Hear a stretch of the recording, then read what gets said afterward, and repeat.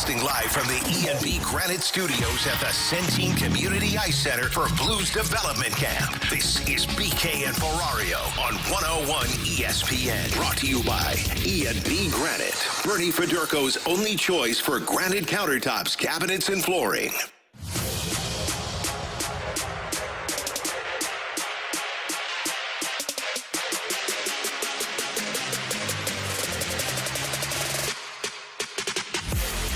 Alongside Alex and T-Bone on BK, we're live at Centene Community Ice Center where the Blues are hosting their development camp later on today, and I know who we're not going to see here. Oh, no, dude, the transition wasn't there's something that's developing right now. Come on, man.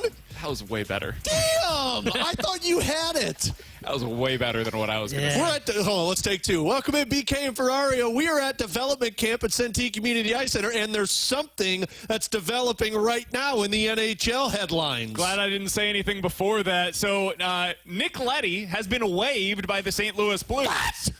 Yeah. Sorry, that was my reaction. For Doug Armstrong doesn't have normal off seasons. I love it. This so was much. the offseason where I was like, yeah, they probably signed like a third-line center. You're probably going to be underwhelmed by it. Maybe they go acquire some kind of defenseman, but probably not because, let's be honest, there's nobody available. And they go into next season, and they've got Nick Bukestad as their third-line center. And we all walk away, and T-Bone's super upset about it. Me and Alex are talking about how, like, actually, this is probably going to be fine. And we go into the season, we find out who was right? That's a normal offseason for a team in the Blues' current situation. Nope, couldn't do that.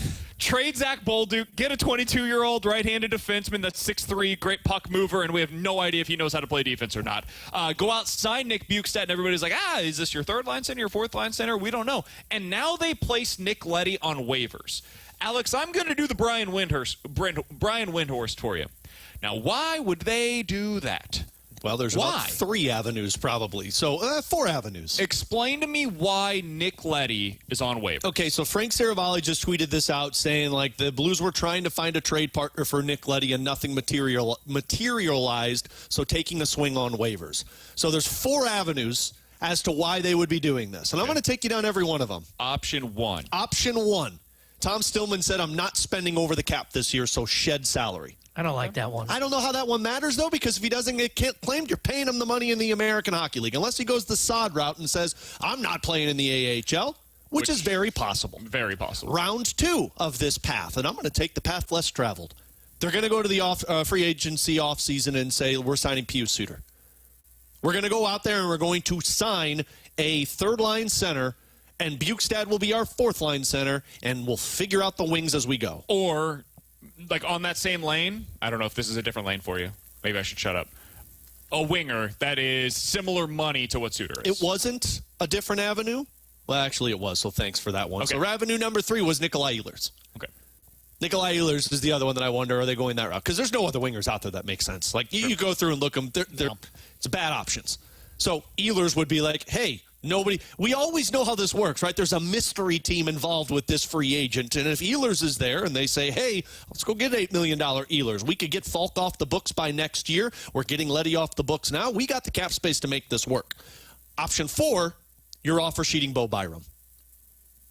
And we've seen the news of that recently of Kevin Adams saying, trying to be the Doug Armstrong tough guy and saying, like, go ahead, try and offer him. We'll match anything. I don't believe them.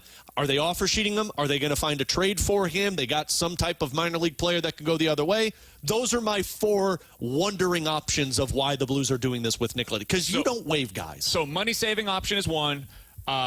You're going to get a free agent. You need the flexibility right now to go acquire that player. That's 2. Or option 3, you're going back to the offer sheet. Here comes Doug Armstrong. Good luck, Buffalo. My God, it's right? Doug Armstrong. Those are the 3 kind of different scenarios that exist right now. In the YouTube chat, Saint Lunatic asks, is this one of those what-if conversations, or did this actually happen? I guess I should mention this. This just happened, guys. The St. Louis Blues have placed Nick Leddy on waivers. He is now available for any other team in the league to pick up for the cost of exactly nothing, just his contract. Yep. They can say, we would like to place a waiver claim for Nick Leddy, and I don't know exactly in the offseason when these go through, but I think it's like a 48-hour period. Yeah. He could be on another team tomorrow. And then if nobody else puts in a claim for him, I'd be surprised by that, frankly. But if nobody else decided to put in a waiver claim, the Blues have the option and he has the option. Blues would send him down to the AHL, and he could then decide, will I go to the AHL or do I terminate my contract the way that Brandon Saw did during the regular season? Those are kind of the scenarios here. A lot happening, and Alex, I don't think, this is my guess, I don't think this is a money situation. Anytime that we have heard from Tom Stillman, it's been about future years where the cap really spikes as to whether or not he's willing to spend to or above the cap. I don't think that's what's happening here. So my guess is they wanted flexibility. And they want that flexibility for a reason. And really the only reason you would need that is a free agent of significance, so like a Pius Suter, or going out and making the move that I don't think anybody anticipated this offseason, which is offer sheeting or trading for and extending Bo Byram. Well, and so here's, not to cut you off here, buddy, but go for it. There could be other offer sheet options. Now, Buffalo makes a lot of sense because, of course, they've got Byram. They don't want Byram. They might move on from him. But, I mean, like the Anaheim Ducks have a couple of players that are worth offer sheeting. They've got a Mason McTavish who's a centerman that you can go after. Anaheim's got money, so I don't know why you would offer sheet them because they might match it. What about the Winnipeg Jets, guys? They're trying to figure out what to do with Ehlers. They've got Gabe Vilardi that they have to re-sign, who's eligible for offer sheets. I don't know if, and again, we're purely going off of the speculation route of the offer sheet. This could just be the Blues saying, hey, we want our options available with free agency still. But if you're offer sheeting, I don't think it's just Byram. Byram's name is out there, but... And the reason we're even mentioning him is because the Blues have specifically been connected by reporting as one of the teams that are still talking to, and this was after they had made the trade yesterday. By the way, we're going to be joined by a man that covers the Montreal Canadiens here in just a couple of moments. He'll give us a little bit more of a heads up on the player that the Blues acquired yesterday. But this was after they acquired a 22-year-old defenseman yesterday. It was made publicly known by reporting that the Blues are still in on Bo Byram. So that's why we're even mentioning his name. So here are the other guys, though. Like Gabe Vilardi, you can offer sheet. Mason McTavish, you can offer sheet. Do you offer sheet Cody Glass from the New Jersey Devils? Do you offer sheet Marco Rossi from the Minnesota Wild? Boy, you want to talk about a rivalry there. But I don't know if it's just Bo Byram. There could be an offer sheet for another player to fix the centerman spot. So this is why Doug doesn't do this. And the fact that Nick Leddy is on, because you could put Nick Leddy on waivers after training camp and see if he clears. Exactly. If not, you got your guys. You're doing it now because you want that $4 million available to you. You couldn't fight a trade, so now you say, we're going to go find the guy that we need. We need to get rid of Nick Leddy first. 314-399-9646 is the Air Comfort Service text line to get involved in the show. You can check us out on YouTube as well at youtube.com/101ESPN STL. We'll be joined coming up here in just a minute or two by Arpon Basu, who is the editor-in-chief of The Athletic Montreal. He covers the Montreal Canadiens up there. He has written extensively over the past few seasons about Logan Mailloux and what he could potentially bring to the St. Louis Blues. So we'll talk to him about that coming up here in just a minute. Alex, before we get to Arpon, though, do you have a prediction? Like, as things stand right now, what would be your guess as to what is most likely for the Blues and why they just decided to put Nick Leddy on waivers? The most likely route, in my opinion, would be Pius Suter, signing Pius Suter. But I think a tied for first would be an offer sheet for somebody. Yeah, that's where I'm at as well. I think they're going to go to the free agency route. Yeah. That is my assumption, and I think they really would like to add a third-line center. It sounds like we have Arpon Basu on the line right now. He's joining us via the Callier and Thompson hotline. He is the editor-in-chief of the Athletics Montreal site. He covers the Canadiens up there, and so he has a lot of background on Logan Mailloux, who the Blues just acquired yesterday in a significant trade, sending Zach Bolduc to Montreal, and in return, the Blues get a 22-year-old, 6'3", 215-pound right shot defenseman. That is not something you see traded every day, so we're going to talk to Arpon about that now here on BK and Ferrario. Arpon, thank you so much for hopping on with us today. We sincerely appreciate the time. I'll just ask this. What was your reaction yesterday when you saw this trade go down from Montreal's perspective? Well, this was something that was coming from Montreal. I mean, you're right to say that big, mobile, right shot D, who are on the cusp of being NHL ready, don't often get traded. This is a position that's lacking in the NHL. But the Canadiens have a surplus of these defensemen, especially after the acquisition of Noah Dobson on Friday. So There wasn't really a clear path for Logan Mailloux to make the Canadiens this season. He's already had 2 years in the AHL, 2 excellent years.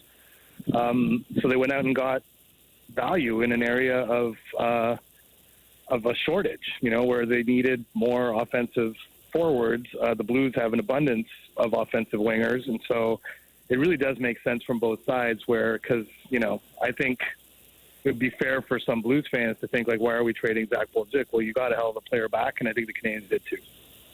Arpon, when you look at Logan Mailloux and you see a guy who puts up 14 goals and almost 50 points in the American Hockey League, you're thinking, why is this guy not at the NHL? Now, the following season, he gets a little bit more action, but spent the majority of last season down in the American Hockey League. Was this a matter of Montreal feeling like he wasn't ready, or was this more so they wanted to get him more development? Well, it's both. I mean, they didn't feel he was ready because he didn't have enough development. I mean, the problem with Logan Mailloux from his draft year onwards has been just his ability to make defensive reads and processing the game and his decision-making with and without the puck. Sort of all the things that are kind of related to hockey IQ. This was the only reason, well, not the only reason. There was obviously another thing going on with his draft year, but in terms of his projection, this is the big weakness. Everything else screams star NHL defenseman, and if you can figure out the defensive reads, thinking on his feet, and the decision making, then he's going to be a great NHL defenseman. I even think, and he made great strides in that in Laval this year, and that was really his primary focus. And the coach there, Pascal Vincent, who won the AHL Coach of the Year and was coaching in Columbus last year, noted the strides that he made in that regard from the beginning of the year to the end of the year. It's still not great, but he doesn't need to be great in that area to be able to play in the NHL. He just needs to be kind of adequate. And so if you can get to that level, all the other tools and all the other gifts are going to be super helpful for the Blues. When you talk to people around the Canadiens, whether it be last year or in previous iterations as well, how far away does it seem as though Logan Mailloux is from being not just an NHL player, but a guy that contributes towards winning at the NHL? Is he close to being that player in your opinion?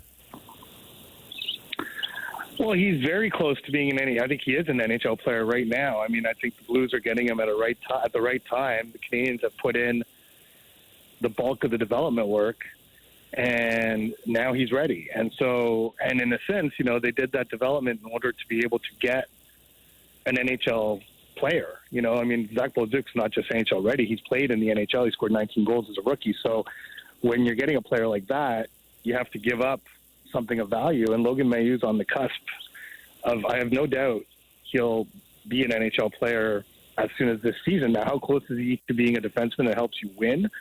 That's going to depend on how the Blues use him, what they expect of him defensively, his ability to grasp the way Jim Montgomery wants to play in his own end. Those are things that remain question marks, and you're not going to know until you try. The few times he got into the lineup in Montreal, those were issues, and that's why he went back. So that's to be determined here, how the St. Louis Blues deploy him, what they expect from him in the defensive end, and how he's able to grasp those ideas and execute them on the ice. And so that remains to be seen. Arpon, you've seen a lot of hockey. You've seen a lot of young players develop or not develop at the NHL level. Do you believe that's the hardest thing for a guy to figure out is find that defensive awareness in his game? I mean, it is for some guys. It's not for others. For him, it definitely is, and that was the case in junior. That was the case at the start of his AHL career. It's going to be the case at the start of his NHL career. I wouldn't be surprised if he went through some I don't want to call them problems, but, some growing pains as he gets used to the NHL speed and just the lack of forgiveness there is in the NHL for making decisional mistakes. As long as the Blues are patient with that and work with him through that, if he comes out the other side and figures that stuff out, then, yeah, he's going to be a hell of a defenseman. He's got everything else. I mean, the mobility at his size is rare. He's got a mean streak to him. The shot is elite, and just his ability to carry the puck and make offensive decisions and make offensive plays is very, very high end. So it's really this one area that he needs to clean up or learn. But he's not going to do it playing in the AHL anymore. I sincerely believe he doesn't have much left to learn in the AHL. The one problem with the AHL and the reason why the players are there is because it's not as fast as the NHL. And so he's going to have to learn to play at NHL speed defensively, and making decisions with the puck in terms of, how to take care of it and manage it. But again, if he does that, then I think the Blues are going to be very happy with this trade at the end of the day. Arpon, I know you have a hard out coming up here in just a few minutes. I didn't want to cut you off too much here, so that way we could give you a little bit of runway to answer this in whatever way possible. You mentioned the other issues that led to his draft day and why he ended up falling in that draft. Can you add any context for our listeners, not just from that day, we've read all about it, but you've seen over the last couple of years what's been put into his development, both on and off of the ice, and I'm sure you've talked to people around the Canadiens about it. Has there been work that's been put in on his end to kind of come out on the other side of this and try to make himself into a better person? Yeah, there has. Now, the Canes have been, flat out refused to get into, specifics about what has happened, but he has done work in the community. He has done work. And I think his answer to that question yesterday was what you need to know. I mean, this is an important part of his life. It's going to remain an important part of his life for the rest of his life. And it's something that he takes quite seriously. And by all accounts, I've talked to a lot of people in the organization, and everyone has come away very impressed with how Logan handled that, how dedicated he was to improving not only himself, but really the sort of the hockey culture that kind of motivated him to do what he did. I mean, it's really a cultural issue. More so than an issue about Logan Mailloux. I mean, this is he kind of built that it would help get approval or whatever. Like, the reasons for what he did is an issue in hockey, and we've seen it playing out obviously with the trial in London and everything. So he's been very committed to try to be kind of an agent of change for that. Talk to kids about it, explaining what consent is and how important it is. So. I think he's been very sincere in that work. And frankly, when it happened, he took full ownership of it. Like, he really was not, didn't hide from it, didn't run away from it. He told every NHL team about it, and then he went public with it.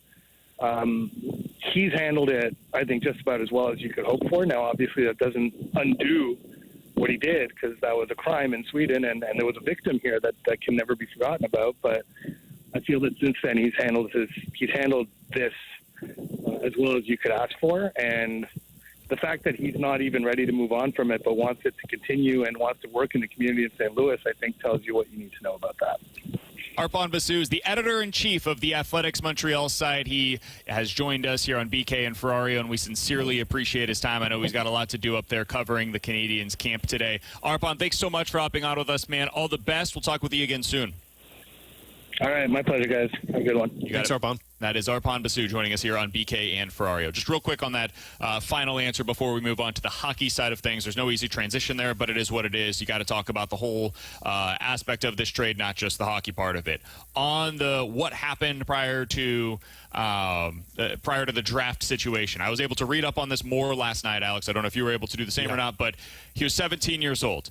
He is in the middle of COVID. His team, the London Knights, sent him out to Sweden. He was on loan because they weren't playing hockey with the OHL at this point in time, right? The COVID pandemic is taking place, so there was not a season in the OHL.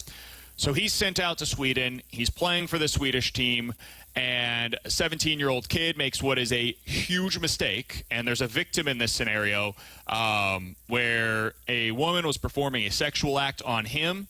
He takes a picture and is sent in a Snapchat to his teammates. It's all alleged. He sends the Snapchat to his teammates, and it is then shared. She did not give consent to that photo. Obviously, that is a horrible act. Yep. He was fined for doing so, and then he was suspended in the OHL when he was returned to the London Knights for the following season. And then it was something that was obviously, for good reason, held against him during the draft process, so much so that a few days prior to the draft he said, I don't want to be selected this year in the draft. I do not believe I have earned that opportunity. And then Montreal, without actually acknowledging or talking to him about it prior to, decided to draft him. He didn't say no because, I'm the 31st overall selection. I'm going to go play for them. Eventually, it all got to the place where he's now part of their pipeline. It was mostly hush-hush within the organization, and that's kind of where it's been since. So I wanted to ask Arpon, what does he know about what has taken place since that time? Because really, all of the information on his life and this side of things has ceased to exist since 2021. When he was 17 years old, he made what is obviously a horrific mistake, and that's all we got. So I'm glad we got a little bit more context on what he's done since then to hopefully try to do as much as you can to get yourself into a better place and to make the best of what is obviously a terrible situation. Mm-hmm. So I'm glad Arpon was able to add a little bit more context to that. I just want to leave it out there. I can't make a judgment for you on how you feel about the situation or how you feel about the Blues acquiring a player that has that in his past, but that's where it's at. Yeah. I mean, from what Arpon said, sounds like he has made sure that he's heavily involved, and this isn't anything that the team is trying to do. It's something he's trying to do to get out in the open and talk to as many people as possible with it. So you at least appreciate he's an open book with this one, and it's seemingly he's trying to do as much work as possible. So I'm glad Arpon answered that, and I think what he said was more important, too, of a lot of people in that organization were impressed at how he has handled that situation from going from an 18-year-old of being drafted to where he's at right now. Sure. All right, on the hockey side of things, we had a few texts that basically said 314-399-9646 is the Air Comfort Service text line, by the way, to get involved in the show. We'll get to questions and answers in about 20 minutes. We had a few people that basically said, all right, cool, so the Blues acquired a defenseman that doesn't play defense. See, I knew that was going to be people's responses with this, and I had one ready to fire back at them. Do we remember the interview we did with Mark Spector when the Blues got Philip Broberg? He told us the biggest thing was that the Edmonton Oilers, reason he wasn't at the NHL level was they believed he did not have the ability to play defense as a top four level at the NHL stage. Now, they put him in the Stanley Cup final and found out that he could because of an injury that happened. Philip Broberg was the exact same person in terms of wasn't good enough defensively to be at the NHL level, so they needed more development. I don't want to completely poo-poo this, though. It's entirely possible he's a bad defensive defenseman. Yeah. That is very much in the realm of the possible. Of course. Dude, we have watched teams win with guys that are not very good defensively that are out there, and they are going to put up points as defensemen. This is going to sound really mean, but Jake Wallman was in the Stanley Cup final for the Edmonton 100%. Oilers as a top four defenseman. And if you can put points on the board, that's a big part of the game, man. Yeah. I think we underestimate how important it is to have balance on your defensive core. Have a guy like Colton Parayko that can play the toughest minutes in the league, put 22, 23 minutes a night, just post for those, and he can shut the other team's top line down. Yeah. I also want to have with Parayko somebody that is offensively minded, and that is Cam Fowler. Cam Fowler is a balanced defenseman. Don't get me wrong. He can also defend pretty well, but he is a guy that is, I would say, offense first. That's a nice balance to have between those two. And if you have Broberg, who I think develops pretty well into a defensive-minded defenseman, he also has offensive capabilities. He's got some Cam Fowler in that regard. But if you put next to him a guy that is truly offense first, dude, that has a chance to be a really good and potentially even special defensive pairing for the next decade. Well, and let's also remember, I'm not saying they're the same player, but Evan Bouchard is not viewed as a defensive defenseman. Put a pin in that one. Coming up in 15 minutes, we'll get into questions and answers. But next, I can't put pins in things I don't remember from an hour. You will. Coming up next, what's the level of concern right now over the Cardinals offense? We'll talk about it here on BK and Ferrario.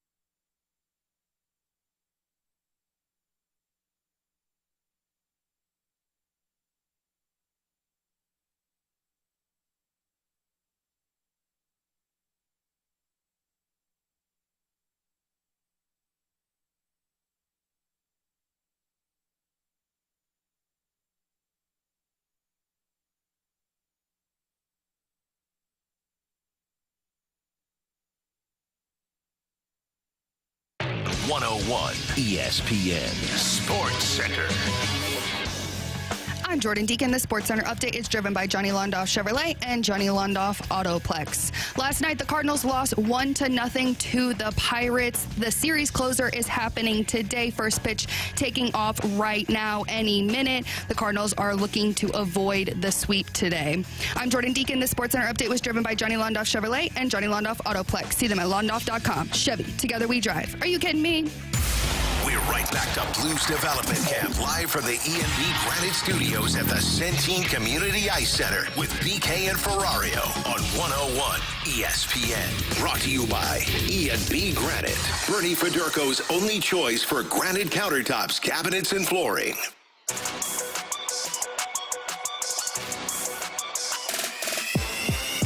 All right, Alex, so I'm going to read you two lists of numbers. One is what the Cardinals have done in wins in terms of runs scored. The other is what they've done in losses. These are all in the last 13 games, okay? In their wins, they have scored 8, 6, 6, 8, 8, 5, 9, and 7 runs. That's a playoff team right there, boys. They may never lose again. Yep. And World in their Series. losses, they have scored 1, 0, 0, 0, and 0 runs. Man, if that was a hockey team in the Stanley Cup final, I'd be like, whoa! They may never win again. That's what it feels like when you go through those 5 games. Lefty versus a righty. Yeah, there's a lot of truth to that. It's rough watching this offense when they are not scoring runs. Now, last night, Alex, you can tell me if you disagree with this. Last night felt a bit different to me. Last night was not about them just like putting up nothing offensively. It was about them not coming through with runners in scoring position. Yeah, and making a couple of dumb decisions on the base path. It was a classic Alex Ferrario game. And what I mean by that is Alex talks all the time about runners in scoring position numbers and how important they are. Well, last night was the symbolism of that. You went 1 for 13 with runners in scoring position. Had you come through with a couple of big hits, you not only win that game, you probably win by a decent margin. Mm-hmm. You did well against one of the best pitchers in baseball in Paul Skeens, 5 innings, 5 hits allowed. Like that's a pretty good day at the office against that dude. You pushed him out after only 5 innings. Great. Just couldn't get the big hit. Yeah. Alex said on a scale of 1 to 10, because the offense has had its struggles lately. It wasn't just yesterday. What's your level of concern with the offense right now? I'm like at a 6. Oh, so wow. Like kind of in the middle, but teetering towards concerned. And I think it's just because you're seeing what happens when you do pluck a couple of pieces out of it. Like Herrera's been out of it for some time now, and I thought they were able to overcome that. But it's pretty evident that they'll hit their struggles, especially against a left-handed pitcher. And then now you have the Contreras thing, which I know they're not too concerned about, but we know how this goes. They say they're not concerned, and the next thing you know, the hand's not feeling too well. So I think there's a problem in terms of, for the longest time, I felt like the lineup was so deep that when one guy struggles, 3 guys could pick him up. Now it's, yes, it might just be a slump like we saw last month for a little bit of time, and they find their way out of it. And yes, it's lefty versus a righty. But what I'm seeing is, if you go up against the wrong matchup and you need a win, you can't rely on that offense to come through for it. And so I would say I'm teetering towards 6 because there's not a lot of options behind what you have here at the major league level. So I think a lot of that is happening because of the injuries. Contreras got hurt last night. Arenado has been hurt with this finger issue that is a total freak accident, like a batting helmet falls off while he's running and it hits his finger. Newt has been dealing with this rib issue for like 10 days. Herrera has been out with his hamstring, I think, for 2 weeks now, 2.5 weeks or whatever, something like that, and missed a month earlier as well.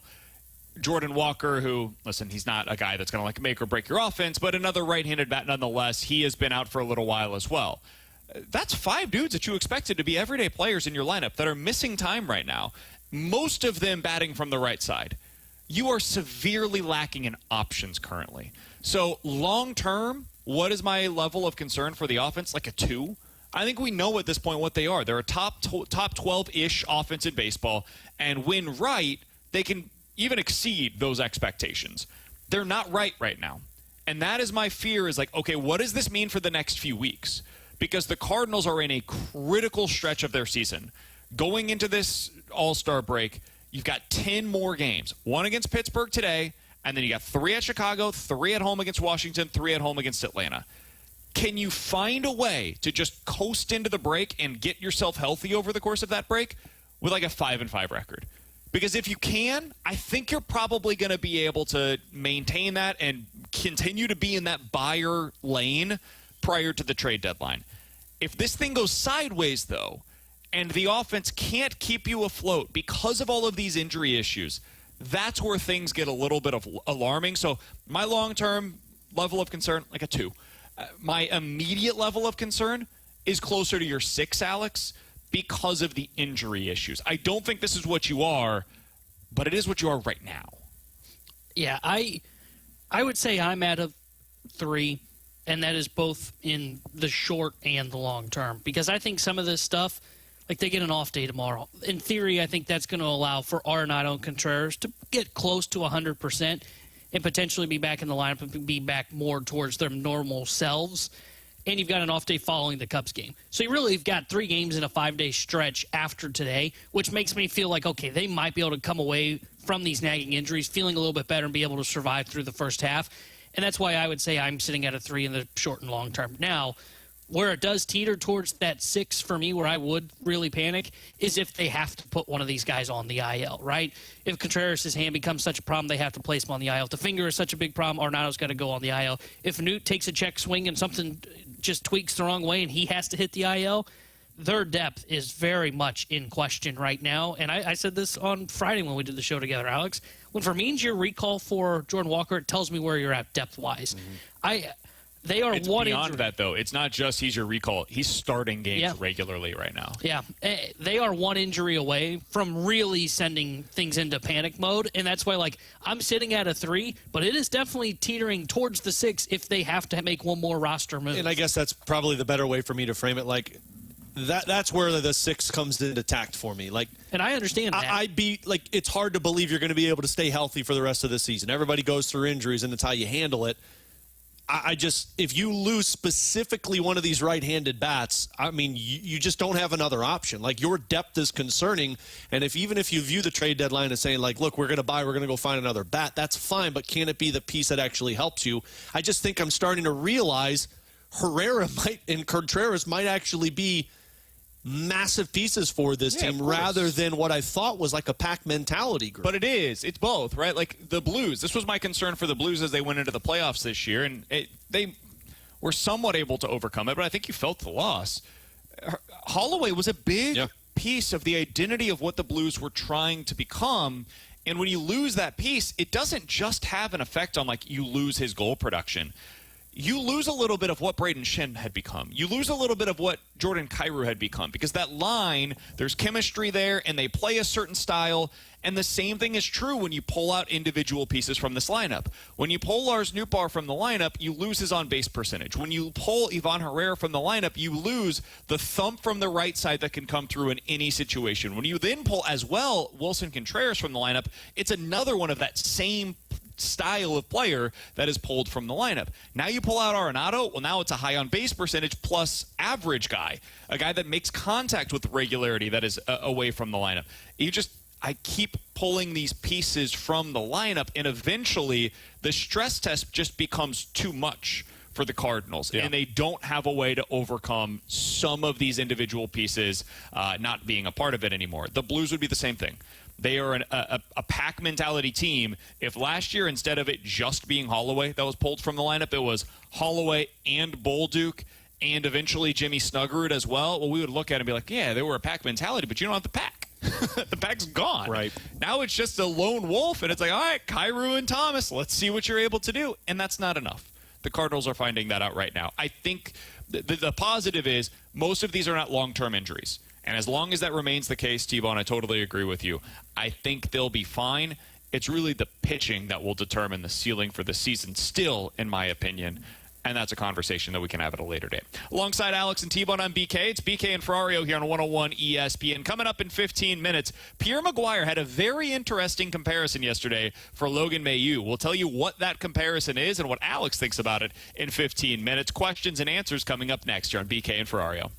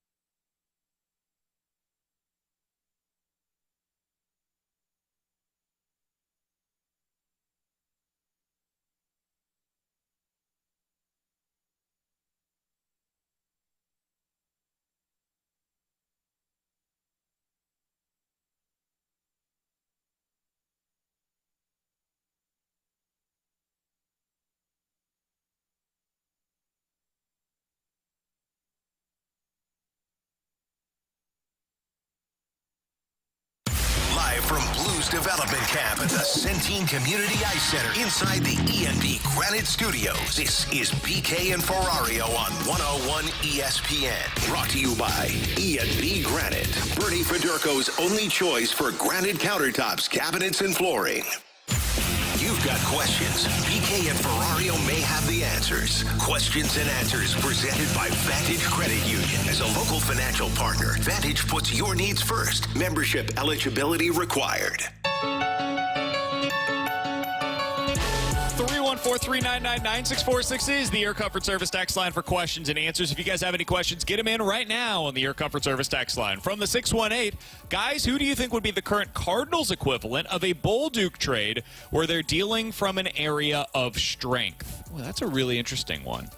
It would have to be a middle infielder. So Gorman, probably?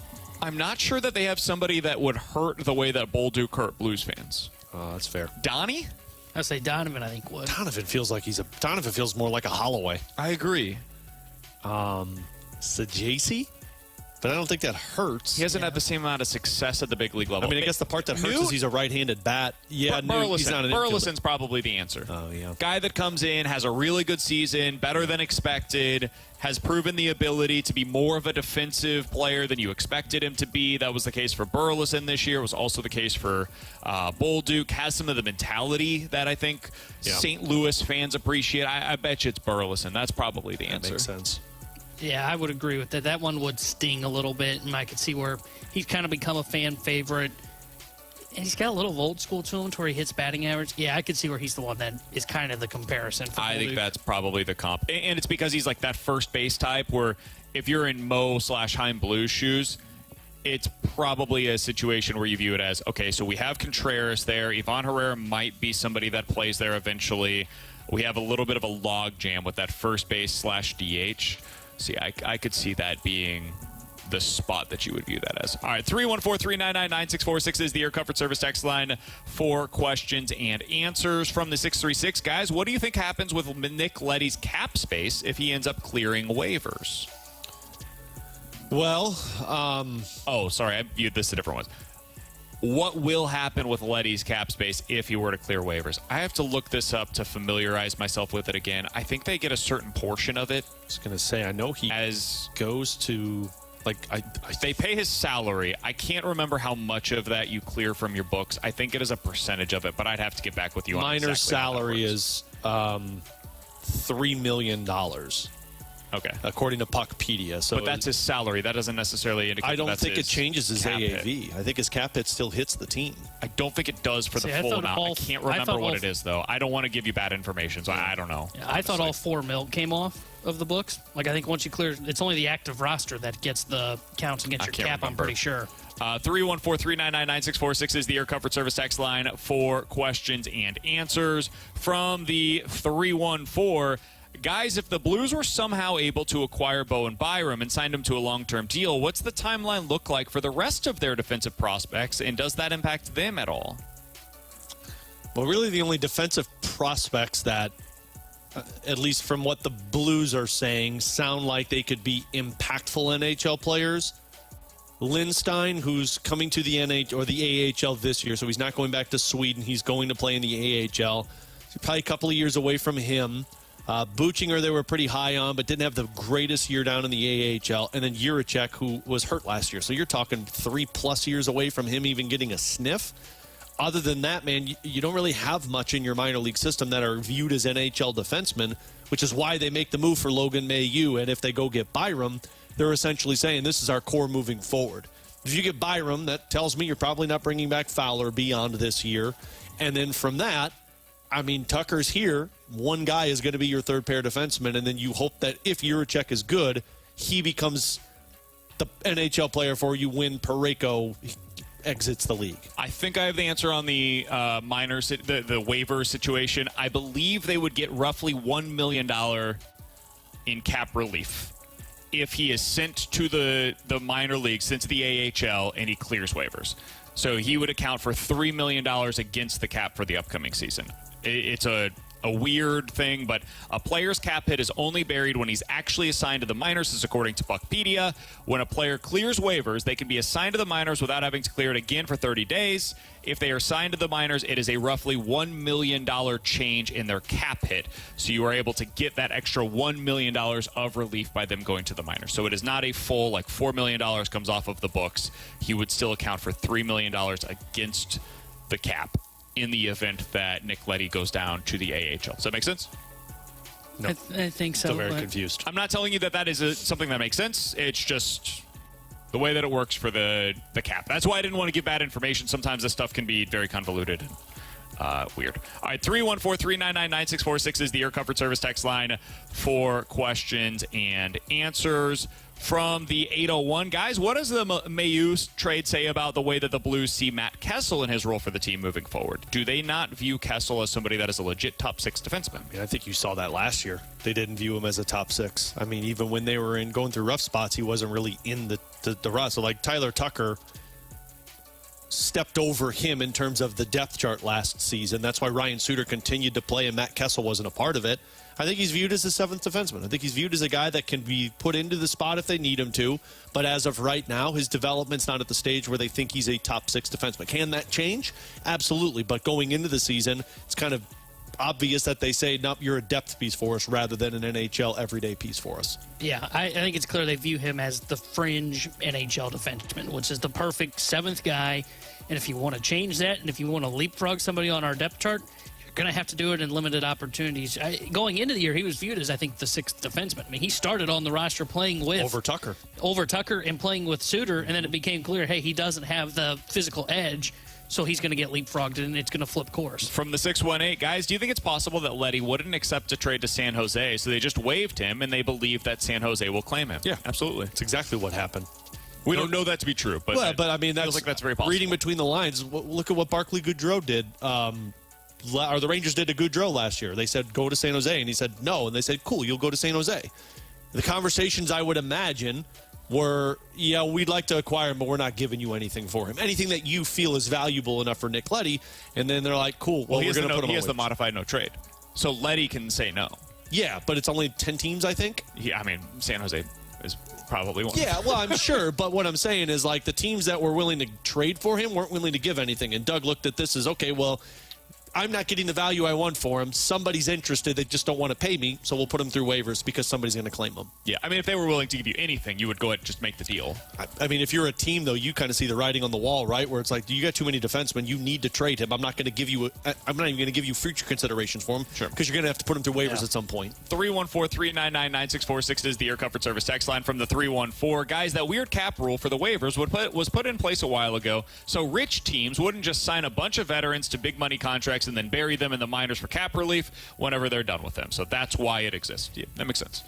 The Red Wings back in the day, they could have just gone out and signed everybody, and then they're like, that'll be a problem for future seasons. We don't care that we're paying our minor league team more than the Blues are paying for their NHL team. We'll just keep paying whatever, and then down the road we'll just DFA them, or in this scenario put them through waivers, whatever. Nobody else will pick them up. It's fine. We'll just keep paying them into oblivion. That makes a lot of sense. Every rule in place is typically because somebody's found the loophole. Then they got to make another LTIR, for example. Thanks a lot, Vegas. Yeah. 314-399-9646 is the Air Comfort Service text line for questions and answers. Can I ask a question of Alex Ferrario real quick? Sure, buddy. Alex, why were you mad at the Vegas Golden Knights yesterday? I hate that team right now. I just right now that's changed. Yeah, recently? no, I guess that's. I mean, there's certain guys on the team that I've enjoyed, but I don't like Kelly McCrimmon. Yeah, I've liked Ryan Reeves. I've liked Marc-Andre Fleury on their haven't team. Been there for 5 years. Yeah, but I've liked them. I love Ivan Barbashev still. You like Petro? I like Petro. I like Noah Hannafin. I wanted Noah Hannafin on this team. I was about to say, name a current Vegas Golden Knight they're all gone. that you like that did not previously play for the Blues. Yeah, I like Noah Hannafin. I like Braden McNabb. Didn't Hannafin get traded? No, he's on there. I was thinking McNabb is still there, and that's one of the few guys that they got off the expansion draft. Here's why I hate him. Because Kelly McCrimmon last night just decides to play the, oh, poor me. Oh, I had to go to William Karlsson and apologize to him that people keep speculating we're going to trade you. We're not going to trade you. You're a part of our team's DNA. Shut up, Kelly. Every single player that you act as if is a member of your DNA you just stab in the back and trade so you can go get the brighter and shinier toy. Don't act as if this never happens to your team. I hate when he pulls that stuff. So I really don't like Kelly McCrimmon, I guess is my better answer on this one. Feel better? You got that off the chest? No, it's so stupid. I hate that when you act love as if... the way they operate so much. I hate the way that they act as if, why do people keep saying this about, we don't break the LTIR rules. Mark Stone's really hurt. Okay. He was. He had a liver, a spleen. Sure, he looked real good in the playoffs the moment he came back. Matthew Tkachuk looked pretty good last year, and apparently his hip was he about actually to fall apart. Didn't look very good. It was just for a couple of games he looked good. Mark Stone, the moment he comes back, is doing turbo mode down the ice to try and catch a puck. He had rehab. Just don't act as if people keep making things up about you. You're all about what you are. First-class organization. No, they they're probably not. do have great rehab facilities. They're not. I don't even like their chrome dome that they have on their helmets. I like the way Vegas operates. I won't lie. That comment did get under my skin when he was like, "Oh, I had to call." Dude, what are you listening to the outside noise for? This happens every offseason. What are we talking about? You do this every year. That part I'll concede. I'm more than happy to concede. It's so dumb. They didn't handle that I had part to go super well. apologize to Carlson. Why? Because he knew that it probably was going to happen because you do this every year? Did you guys see Big Brother just revealed what the house is going to look like this year? You guys excited? Ask me something that I could care less about, and this is probably what is he Oh my talking goodness, about? I TV love show. Big Brother, BK. See? So, Yeah! There we go, Jordan. yep, it's a great show, great reality TV for sure. I mean, it's really horrible. I it's live- really a horrible television show. I watch the hell out of it. I had live no reality idea. TV. I had okay? no idea what he was talking about. What My kind life of is is it? reality Are they TV. bringing back old contestants or all new people? No, they just showed what the house is going to look like. Oh, just Kind the of house, old okay. worldy. We step away. Yeah. Can we go to break? I think Hey, questions now. and answers is over. Hey, now. Yeah, this isn't Ask Us Anything. Yeah, this is that's questions tomorrow. and answers. That's Big the same Brother tomorrow. Unlocked. Oh, my gosh. I'm It intrigued. looks like it might be kind of a French-themed house this year, so in case anybody was curious. Thank you. It'll be a lot of fun to watch. All right, with Alex Ferrario and Tanner Hendrickson, I'm Brandon Kiley. That was Jordan Deacon, who's back in the studio for us today. Hey, we're an hour in. Knock on wood, everything's running great. Oh, wait. We're out here at the Just Centene is coming to Community 1 Ice o'clock Center. hour, so 12:15. Granite BK Studios. and Ferrario in their car. We are hoping to be joined, as long as we're still here, by a Blues guest coming up in the 1 o'clock hour. We're here because the Blues right now are putting on their development camp. Coming up next, Pierre McGuire had a very intriguing comparison for new Blues defenseman Logan Mailloux. We'll pass that along for you next here on BK and Ferrario.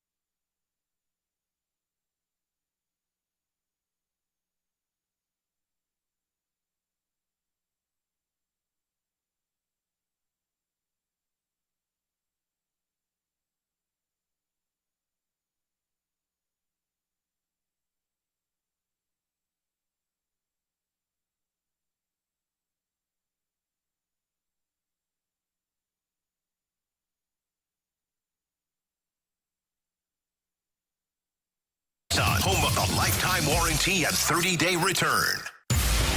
Broadcasting live from the E&B Granite Studios at the Centene Community Ice Center for Blues Development Camp. This is BK and Ferrario on 101 ESPN. Brought to you by E&B Granite. Bernie Fedorko's only choice for granite countertops, cabinets, and flooring.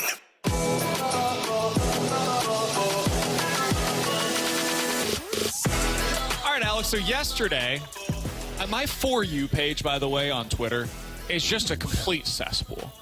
It's horrific. It's a bunch of stuff. You're a complete cesspool. Maybe. Maybe it's a reflection of me, and I've got Come on, T-Bone, laugh at that, man. So it was good. I see some of the stuff on there, and I'm like, why is this in my For You tab? But anyways, so... It's kind of my reaction on my page. I think Mine everybody. too. 314-399-9646 is the Air Comfort Service text line. That is also your reaction when you look at the For You tab on Twitter, right? It's not just me? Okay, good. I'm glad we're all on the same page. We're all disgusting. But yesterday, it showed me a quick thing from Pierre McGuire, who I know Alex loves. Big fan of Pierre McGuire, former NHL on NBC. I think he and Kelly McCrimmon roll in the same circles. So he's a former NHL executive. He's been around the game for forever. Some people really like him. Many really don't. But he's knowledgeable about the game nonetheless. So yesterday he was on the same podcast, interestingly enough, as Jamie Rivers. And they were talking about the Blues trade for Logan Mailloux. And a lot of these people were from the Montreal side of things. So they cover the team there. They're more familiar with his game.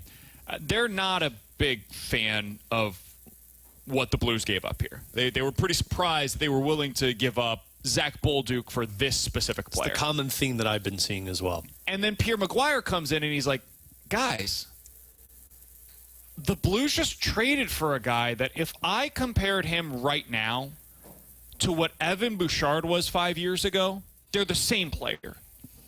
It's like Evan Bouchard was this. And then he became what he is today. It's like, but if I told you that the Blues traded Zach Bolduc for the next 5 years, what Bouchard has been the last 5 years, everybody would sign up for that. So he's like, I get it. I understand that this guy's got some deficiencies, and everybody seemed to agree, like defensively, not a great player right now. He still has some work to do in that regard. Hell, Bouchard still has work to do defensively today, but he's a $10.5 million defenseman for a reason, because that's his market worth. Alex, when you hear that comparison of Logan Mailloux to Evan Bouchard, how does that hit your ears? I mean, it perks him up, that's for sure. I mean, that was the one that I brought up last hour, and I didn't hear the Pierre McGuire thing, but you're thinking, what defensemen in the NHL have an offensive upside that Arpon Basu told us, like, he's got a legit NHL shot? What players can score double-digit goals, play 20-plus minutes, is big, and can skate well, and maybe is deficient on the defensive side? Sure. Guys, that's Evan Bouchard on a team that went back-to-back Stanley Cup finals.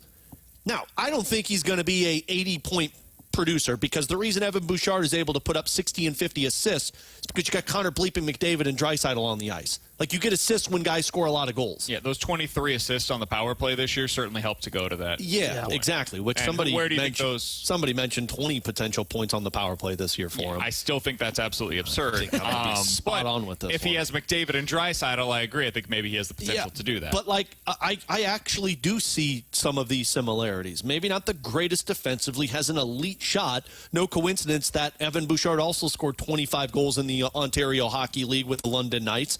Like, if I know for a fact that his offense plays at the NHL level, which we're acting as if he hasn't had any success at the NHL. Guys, he's played 8 games in the NHL and has 5 points already for Montreal. So, like, he can produce. If your offense can play at the NHL level, yes, defensively is very important, but you just mentioned it a little bit ago. Parayko is a guy that plays 24 minutes a night, so I'm not relying on him right away to play top minutes defensively, the two-way style. Broberg can do this. Whether you like Justin Falk or not, he had actually really good numbers with Broberg last year. Like, you're bringing him in now for the offense, and as he continues to develop, you work on the defensive side of the game, because plenty of guys can learn the defensive level at the NHL stage. We've seen the Blues do this with certain guys. So I love the Evan Bouchard comp. I think that's spot on. When I hear that comp, it really just explains why they made the move, right? because he didn't have anything like that that really profiles this way in your system. And as we heard it with our guest at 11:15, he said, hey, look, they had the Canadiens do all the hard work for them, right? Some of the growing pains of the development have already been done by the Canadiens. Why did they make the move for Broberg last season? It was because the development was, for the most part, pretty much done. And the Blues said, rather than waiting 4 years on a draft pick like an Adam Juracek, let's go out there and let's make aggressive moves now and really start to accelerate the timeline on this blue line. It's clear they wanted to get younger. And if you believe in the upside, and a lot of front offices will operate on, hey, what is the upside for this player? I look more at the downside, but they look at the upsides. Negative way to live, man. I know. It must be why I'm angry all the time. But you don't have to roll your eyes. You look at Bouchard. If that's what the comp is, I can see why you make that aggressive move and move on from Zach Bolduc. And to your point, it's easier to find 20 goal scorers on the wing than it is to find a guy that could potentially put up 50 points on the blue line from the right side. They think they might have a couple of those guys in their system already. Like, at least if you talk to Tim Taylor, who's in charge of the player development, if you talk to Doug Armstrong, they just drafted a kid that they believe can produce at the NHL level. Now, he's 4 years away, but they believe he can do it. They have a Pekarchik who just produced at the OHL level, like 30-plus goals, and now is going to the American Hockey League. They've got Stenberg, who they've transitioned to the wing. Like, they've got guys that they believe, hey, they can produce what we think Bolduc was going to be, at least for the now, in a couple of years when we're ready to compete. What we can't produce is a right-shot defenseman who potentially could be a 50-point player on top of eating 23 minutes a night. We got this from the 636. Guys, this poor kid, I hope he turns out. We put a very high bar for him, maybe a new lightning rod for Blues fans. I think this style of player will absolutely be a lightning rod of discussion for Blues fans. Like, I'd be really surprised if he immediately comes in and he's just a superstar, no issues defensively. There's going to be some blemishes. You're going to see plays. Hell, this was the case with Zach Bolduc, though, last year as well, where, like, remember early on in the season where he was playing 2 games, sitting out 1, playing 2 games, sitting out 1.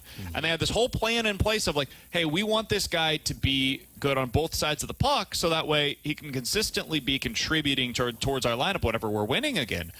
They'll have some kind of a plan. I don't know if it'll be that specifically, but they'll have a plan in place this year with Mailloux because he has work to do. I can't tell you from my own eyes what I've seen from him. Man, I'm not watching him in the AHL. But I can tell you from people that have, they've all said the same thing. All of the tools are there. And it's a matter of him putting it together offensively at the NHL level. That's the first part. And then 2, him getting experience so he can become average defensively. That's your hope. Can he be for the Blues defensively what basically Jordan Walker, the hope that he was going to eventually become defensively for the Cardinals? That's kind of what you're working on here. Yep. It could be ugly early on. But if this is the upside, I think it was a really smart move by Doug Armstrong. I think it's a move you kind of have to make. Yeah. And it's because this is such a rare commodity to have. And you found maybe the only team in the league that was willing and able to trade from that kind of a surplus on the right side defensively because no other team has this amount of that. Yep. To be able to offer. So I would also add this one final thing here, Alex. The easiest thing to find in the league is a 15 to 20 goal scorer on the wing. Yep. Look at free agency this year.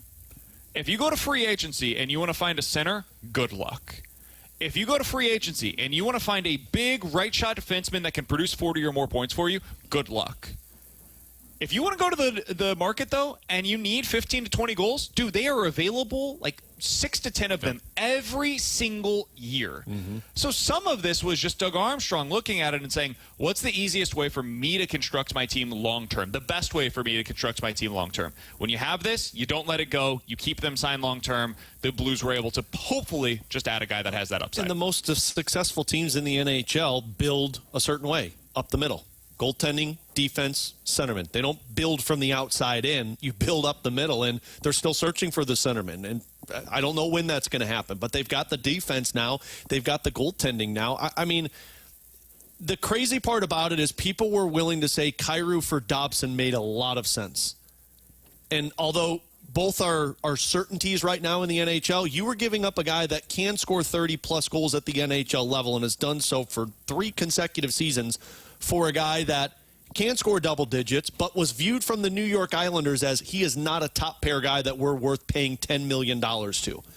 But instead, we think it's a bad trade for a guy that has had 1 year where it looks like, hey, you might have found something here, for a guy that right now is an unknown. But that unknown is viewed as, hey, if things click, this guy will be a top pair defenseman. You just traded a future what if for another future what if, and that future what if you got back in return is something that almost every team is trying to go out there and find. 314-399-9646 is the Air Comfort Service X line. We got this from the 618. But guys, since all of those players are years away, why trade Bolduc for a win-now team who can produce? Does this pretty much mean the team doesn't think that Bolduc can evolve into more than just a one-dimensional offensive player? Alex, I've seen a lot of people question this part of it, of if the Blues are trying to win right now, why did they just trade away a player that can help them do that for a player they think will help them more in the future? I want to answer that question and dive into this a little bit more coming up next year on BK and Ferrario.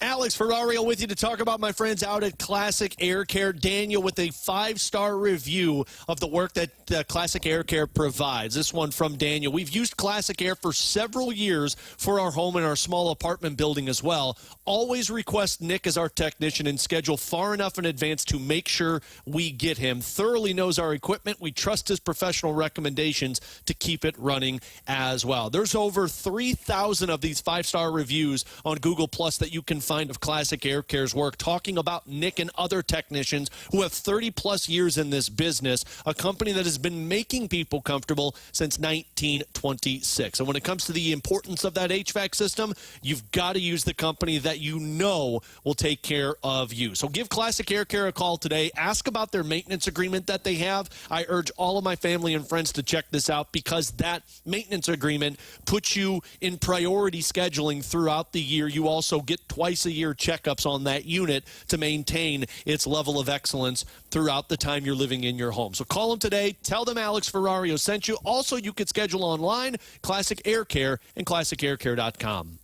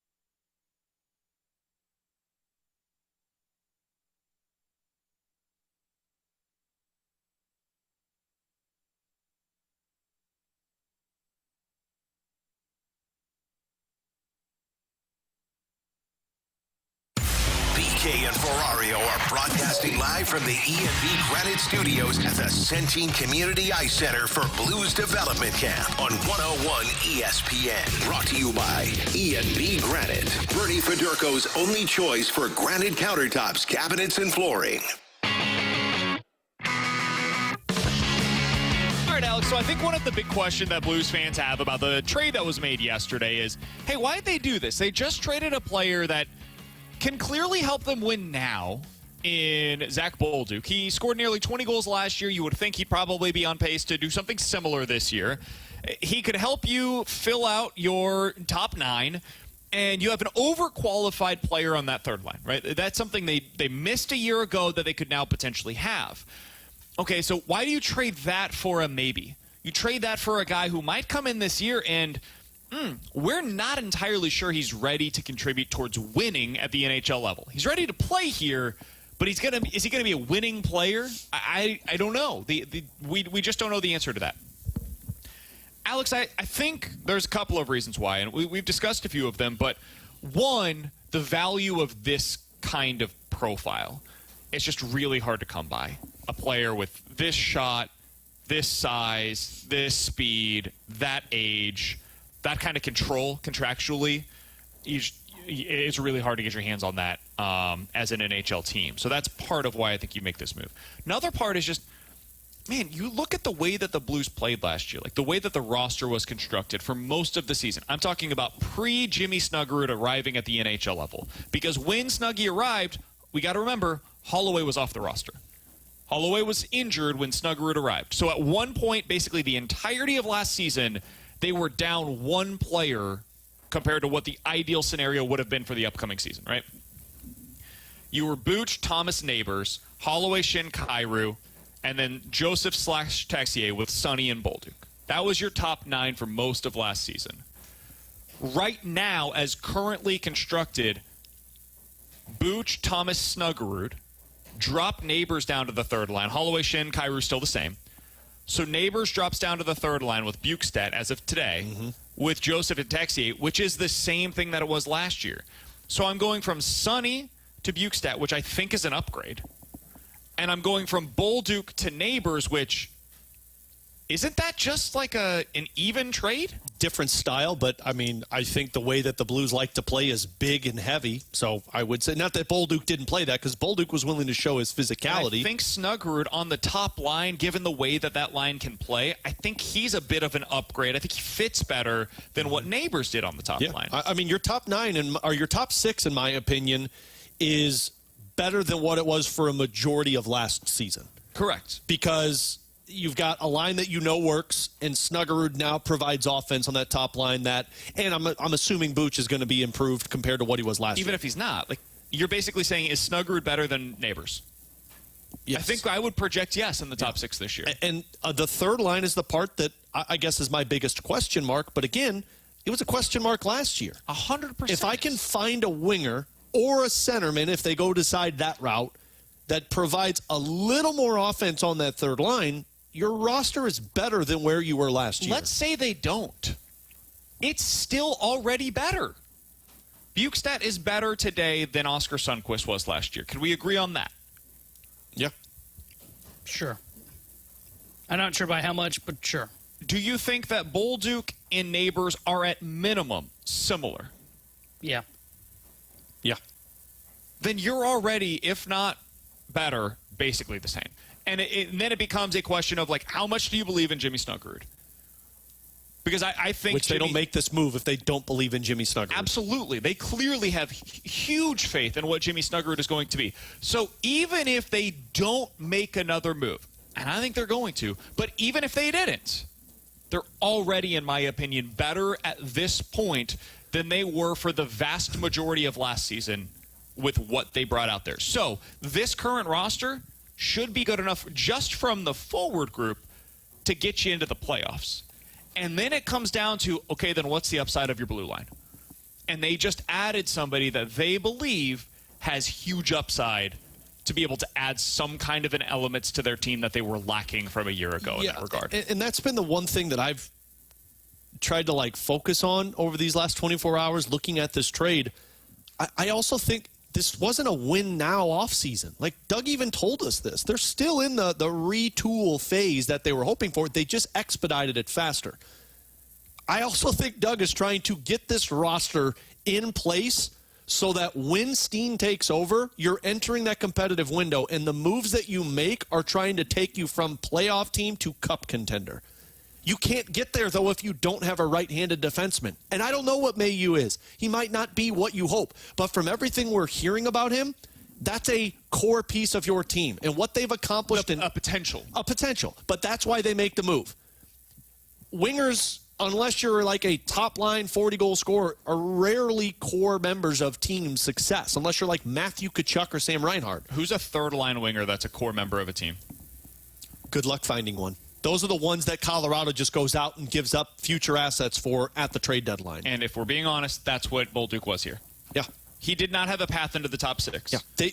I think if you were to put him on Truth Serum, they were hopeful that they could move Kyrou for a NHL-ready defenseman that Mailloux is supposed to become. And they are hoping that Bolduc becomes what Kyrou is. But there's a lot of hope there. You make the move because now I know my defense for the next 5 years, Parayko, Broberg, Mailloux. I know for the next 5 years, Thomas, Kyrou, Buchnevich, Snuggerud, Neighbors, Holloway, you would imagine. Like, they've got the core. Now it's just you add the accent pieces, which is what you have in your minor league system. T-Bone, I would say you're the most skeptical of the three of us here on the show. No, where are you? I got BK. Where are you seeing this and being like, yeah, but it falls short here? Yeah, so I think one is the third line center as they are currently constructed. We'll see if they make another move. And I think there's potential for more upside from Bjugstad compared to Sundqvist offensively. But I also know when you look at a guy that's his age, 33, and he has one of his worst point production seasons, it typically doesn't mean it's going to get back to where it was. There's a chance you just end up with a different name in a different spot on that third line. And now I don't have the potential of Bolduc as a 20-goal scorer. And I think the most critical one is just what you're going to see from Mailloux on that second pair right side defense or third pair, wherever they decide to put him. Because, sure, his upside is high. He sounds like more of a project than what Broberg was when he was brought in. And we were surprised by where Broberg was. Sure. And I think that's where – and look, I fall more in line with the fan when it comes to the St. Louis Blues when we're talking about them. Unlike when we're talking about the Cardinals, I have a better understanding as to what they're trying to do. I think with the Blues, what I find interesting is, to your point on, hey, this wasn't a win-now offseason, and I agree they tried to lay that out pretty well for the Blues. I think when you're from a fan's perspective and you see, hey, wait a minute, we just made the playoffs, and if you just go out and sign a third-line center, now you're really talking about depth, right? It comes down to, though, to your question, though, is what is that move, right? Were you going to give Granlund the 3 years by $7 million in AAV? Would you be willing to give Suter what he ends up getting on the market? I think that's where fans are seeing this going, well, wait a minute, I thought we had an easy solution, which was go out and acquire an upgraded third-line center that I can look at on paper and say this is an upgrade. And then I still have the depth on the wings with Bolduc and Neighbors. And defensively, they were fine last year. But right? They were no fine future. with Falk. And but that's where I think this is tough for fans. And that's where I find it tough, too, is, okay, I'm willing to look at the future for what the Blues are doing. I kind of like the move and what they're trying to do. It's a major risk. And that's where I think fans are really looking at this going, well, wait a minute, I just saw we were having success now. Why can't we focus on that now? Because you could have been a team that would have been a potential, I don't think Stanley Cup contender. You would be significantly better if you went out there and signed Granlund to that deal to play that third-line center spot. Maybe. They might have been better. Or maybe last year was a career year from Granlund, and he's not a center. And you sign him to be a center, and now suddenly you're playing Sonny to play center. And your defense takes a massive face And you don't dive. have a fourth-line center because Walker now has to bump over. So now Joseph is playing on your fourth line on the wing. So you've lost your identity on that line.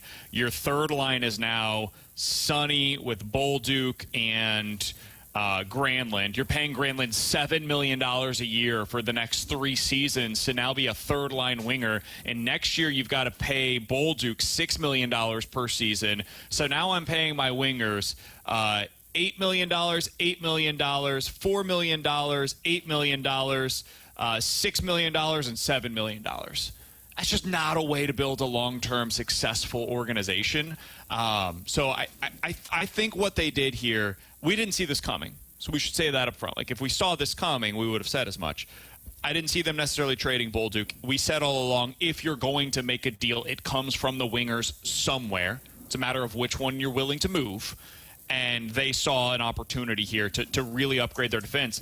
And I think it's becoming clear they viewed this as the priority of the offseason. Yeah. For all the talk about center, and there was a lot of it, and they still may do that, they viewed it as highly important to upgrade right side defensive young player.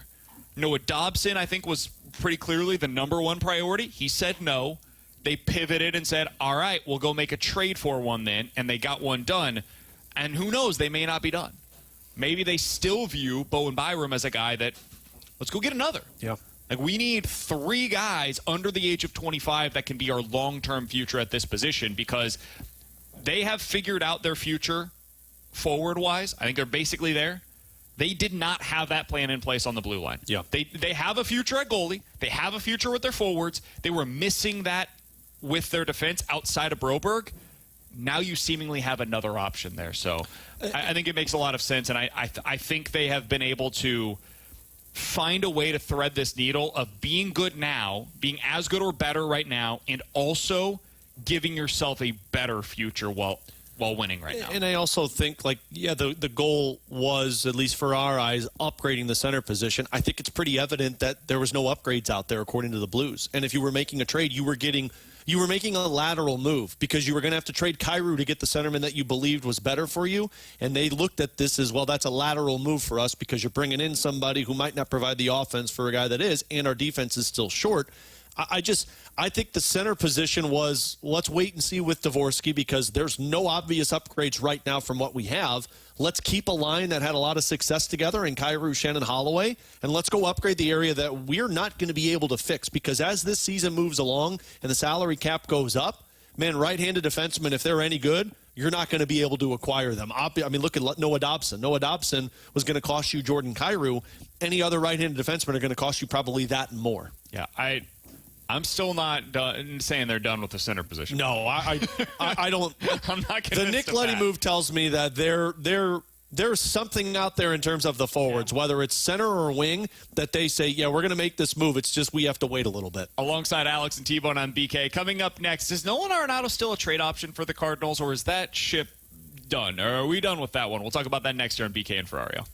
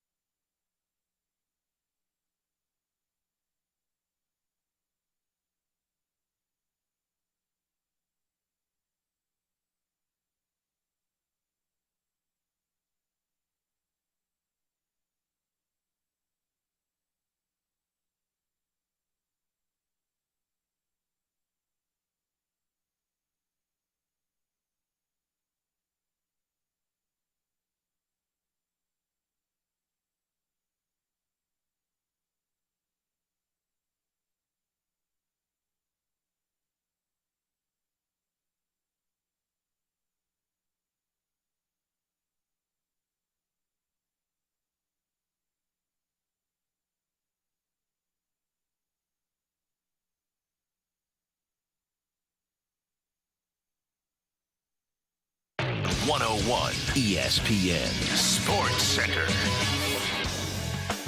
I'm Jordan Deacon. The Sports Center update is brought to you by Saliga Heating and Cooling. The guys are broadcasting from Centene Community Ice Center today while the Blues development camp continues. They're hoping to catch a player sometime in the 1 o'clock hour, so be sure to stick around for that. As for the Cardinals, they lost to the Pirates 1-0 last night. The series finale is taking place right now. It is the bottom of the fourth, and the Cardinals are currently losing 1-0. I'm Jordan Deacon. The Sports Center update was brought to you by Saliga Heating and Cooling, a Daikin heating and air conditioning dealer. We're right back to Blues Development Camp, live from the E&B Granite Studios at the Centene Community Ice Center with BK and Ferrario on 101 ESPN. Brought to you by E&B Granite, Bernie Federko's only choice for granite countertops, cabinets, and flooring.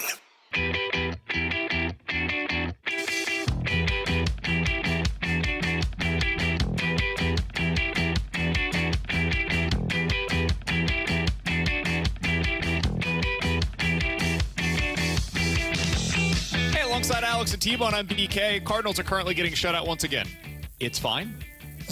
Everything's going to be okay. This is what BK always. This is his tone most of the time. Everything's going to be until all right. It's not. Oh, we got the big boppers coming up. This is what they're due. Absolutely. Nobody can shut out the Cardinals in 3 straight games. Even Abraham Lincoln said everything was fine to Mary when they were sitting up in that presidential suite. I do wonder when the last time was that the Cardinals had been shut out in 3 consecutive games, but I'm not looking that up because it's not necessary. Narrow it down even further to the Pirates. Yeah. I have to imagine that's a never team happened. below 500. Yeah, look that up. Can't wait for that stat from BK on Monday, and he'll spin that as, this is good. The 2006 Cardinals did it, and they won the World Series. Yeah, there we go. I'll find a way to spin it like that. Okay. So over on MLB.com, Mark Feinsand, who I think does a really good job for them over there. He's like one of the legit reporters. He's in tune with stuff going on across the league. He said these are the biggest questions around the National League as the trade deadline looms. I'll give you a few of these for non-Cardinals teams first, okay? So for the Phillies, how are they going to address the bullpen? For the Braves, can they afford to wait until late July to add a starter? It's crazy to me. I can't believe they would even consider doing so, but it is what it is. For the Cubs, do they need to add a third baseman? For the Mets, how is that rotation going to evolve over the next month? So basically asking like, hey, these are the contenders. What's the plan here? And then there's the Braves in there. For the Cardinals, the question is, will Nolan Arenado still be a Cardinal on August 1st? Alex, I thought we had just moved past this question.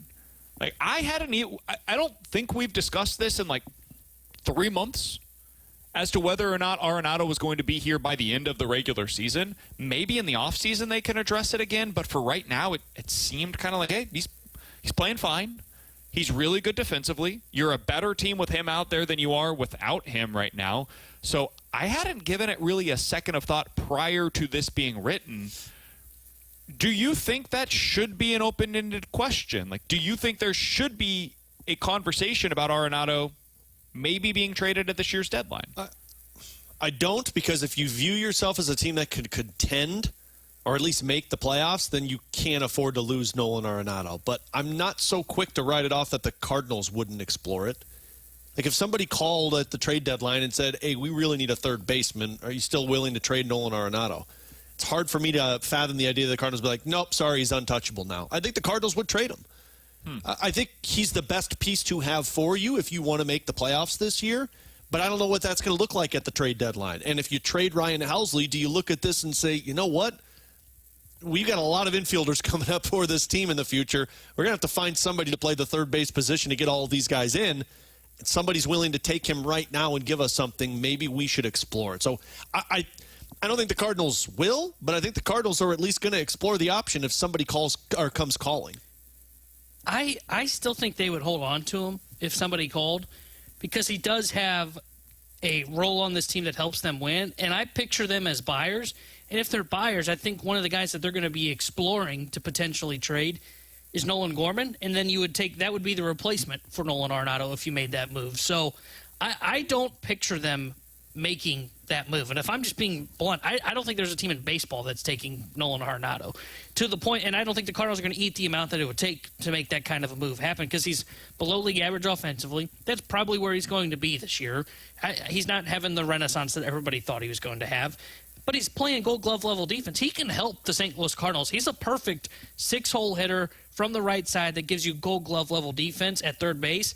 I don't think they're going to explore moving. People can call. I just don't think they're going to be the team that makes that move. I think they're going to be buying, and they're going to sell off like a Nolan Gorman or someone like that.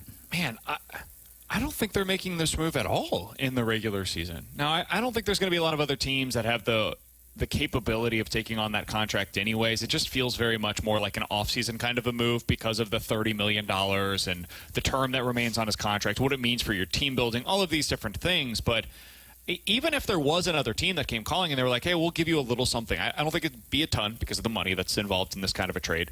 And I think the Cardinals, if they still view themselves as a contender, I don't think you can view yourself necessarily in the same light if you don't have Nolan Arenado. And this is not me trying to make him into something that he's not. He's an average league hitter, or league average hitter right now, and he's a Gold Glove caliber defender. Well, you're replacing him with Gorman? That's the plan? Do you think you are a better team? He's red hot right now. He's fine. He's doing want to get him in the lineup offensively. I think run suppression is a part of this team's identity, despite the pitching. But like their defense is a big part of their identity, and you lose a lot there if you decide to go with Gorman over Nolan Arenado, or if you move Donovan over to third, or if you place a JC every day at third. I think we've seen defensively there's a huge drop off between those guys and Nolan Arenado. So I certainly wouldn't do that. But Alex, you brought up the glut of infielders that this team has. And that is something that they're eventually going to have to figure out. Like, I think this offseason, that should be one of the stated goals for Chaim Bloom. And I think it's always been the case, but it certainly is now. Chaim Bloom needs to go through these guys, similar to what Doug Armstrong just did with his wingers. Say, all right, we've got Donovan, we've got Gorman, we have Arenado, we have Zajacy, we have, eventually, J.J. Weatherholt's coming as well. What's our plan here? Who are our answers at these respective positions at second and third? That's really all we have open right now because Wynn is spoken for at shortstop. I don't think Weatherholt's ever going to be a shortstop on this team long term. And, dude, you look at what Weatherholt's doing right now in Double-A. Here are the players that he compares to offensively down in Double-A so far this year, based on what these players did in an individual season at Double-A. Oscar Taveras, Matt Carpenter, Colby Rasmus. That's pretty much the end of the list. I mean, you're talking about him. Colby Rasmus. Yeah. Randy Rosarena also put up similar numbers while he was down in Double-A as well, overall. But that's not in an individual season. That's over his extended stretch of time. That was up until he was 24. Weatherholt's only 22 right now. We could use another lefty starter. Yes, we could. How do you view Weatherholt's impacting this decision, Alex? I mean, if they believe, which it's hard to not believe because he's going to be in AAA after the All-Star break, I would imagine, that he's a part of this team next year, you have to move a left-handed bat, specifically an infielder, off of your roster. Which, I mean, I guess you ask yourself a few questions first. Is Donovan a second baseman or a corner outfielder for you? If you I think he's a second baseman. I think as we've seen him play, he's a better second baseman. And I think if that's best for your organization's future to keep him healthy, then that's there. So that means Nolan Gorman's probably out of this conversation. But then who, or I guess I should say, what position is the JC and Weatherholt playing? I don't see a position for Sajacy. I think he's in the Swiss So he's Army probably a knife bench role. bat, which is good. They need a right-handed That's fine. bat off of the bench. So now you have to ask your question, is Weatherholt a corner outfielder? Can we make him a corner outfielder, or can we play him at third base? Because shortstop and second is taken. I think third probably. Well, I don't know if they're going to be able to move Arenado, though. Like that. Which is why I think the Arenado thing, I would imagine the Cardinals are more than willing to listen to that if they believe the future for Weatherholt might be third base. And that's why I don't think that Arenado's name should be off of the radar for the offseason. I just don't think it's there now. I think that's a move that you make when we get to November or December. Yeah. And you're starting to construct your roster for 2026. I think that's when you potentially turn the page and say, all right, even if Weatherholt is not ready for opening day, we have answers at that position for opening day, and then we can kind of make it work accordingly. We're not going to push him. We're not going to rush him, but we'll make this thing work. But I think Arenado's name becomes interesting again in the offseason. I don't think today is the time where we have that discussion. Sorry, real quick. I think you have to question, maybe can we make him an outfielder then? Because you need an outfield. Yeah, you need an outfield bat. And if Walker doesn't become that for you, then maybe that's an outfield bat for you. But then where does Burleson play? I was about to say, and then what does Walker do? Yeah. What does Nootbaar do? And I'll throw another name into this mix. What's the plan with Herrera? Yeah. Herrera's got to be your everyday DH. Why can't he be a corner outfielder? Well, relax. But what is with Cardinals people and making catchers outfielders? I mean, why not? I don't. Where else is he playing? Because Contreras is your first baseman. I'm not moving on from Contreras this offseason. So if I'm going to find regular at-bats for Ivan Herrera at a place that is not designated hitter, I think there's only one place that you can do so. Because I don't think they view him as a catcher, guys. What, you got that? I don't think he's going to be your answer at Is that just because he got hurt last time he did it? Come on, man. That's fine. Have you seen the team's ERA when he's behind the plate? I think he's probably going to be a long-term something other than catcher. Maybe that is just DH, but I mean, if you look down in Houston, they had a pretty good hitter in Yordan Alvarez, and they were like, where do we fit this guy into our lineup? Screw it, put him in left. And he plays out there like 2 to 3 days a week. He's fine. He's not a good defender, but he's fine out there. And then you make it work offensively with his bat in the lineup every day. And the other 3 to 4 days a week, he's playing DH for you. I think that could be in Ivan Herrera's future as well. I think this is why the runway thing was so important. You're going to have some answers on like 3 or 4 of these guys by the end of the season. Like, you got to find out, are you a core piece or are you just a complimentary piece? We got a lot of you. Like, I think Burleson has become a core piece of this team. Cool, man. You're an outfielder for us right now, which means one of Walker or Nootbaar might be the odd man out here. And if Weatherholt you believe is a core piece of this team, and Donovan is, and Wynn is, you have to start coming up with guys that are falling out of grace with this team. We had a few people ask, Herrera, zero arm. How's he going to play in the outfield? Dude, that is the last thing that I care about from a left fielder. Just catch the damn ball. Yeah, catch the ball, get the ball to the infield, and mash. If you can do those three things, I will figure out the outfield arm thing. That is the least of my concerns. I would prefer you not have a noodle arm the way that they describe ideally, it. But hit your cutoff man. Is. Hit your cutoff man. He's going to have to be like out in left field with him. It's fine, man. Hit the cutoff man. I think what makes this tough, like you mentioned Contreras, I think Contreras would actually carry some value for the first time in a while on the trade market. Because now he has a defensive position. The problem is they have to almost operate like they can't move him or Arenado because of the no trade clauses. And beyond that, he helps you. Sure, if you want to win, he's good. Here would be the reason I bring him up is, can I get better by putting, say, Herrera at first base? Now I've opened up the DH spot and I've kept Donovan, Nootbaar, and now I also have a spot for J.J. Weatherholt as well. Like, I think that's the question that they're going to be asking themselves. Where does Weatherholt or for fit into Burleson. that? Like, maybe they decide to go with Weatherholt in the outfield. And if I move... But Weatherholt in the outfield has no bearing on the Contreras move. Well, I now can play Burleson or Herrera at first base. Maybe I play Herrera at first base. Burleson slides to DH. Like, I think it's fair to question if they could move Contreras and get better with what they end up doing by that move. I don't think you get better with that. I would disagree with it. I think you gain more flexibility. But I think they value that. I think they value flexibility, and I think they value defense based on the way they continue to operate. Yeah, I think you get worse defensively most likely by making that move. Talking about at first base especially. But I don't know. I think they were able to make Contreras a good first baseman, and I didn't think they could do that. Like, yeah.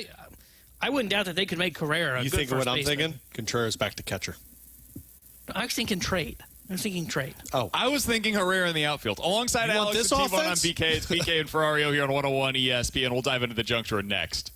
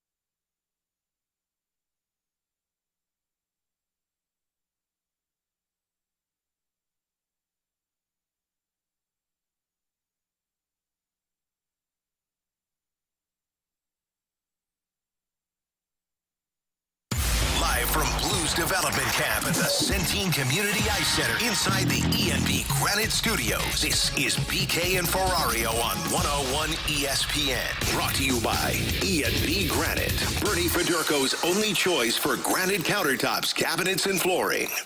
Let's open it up. The Junk Drawer with BK and Ferrario.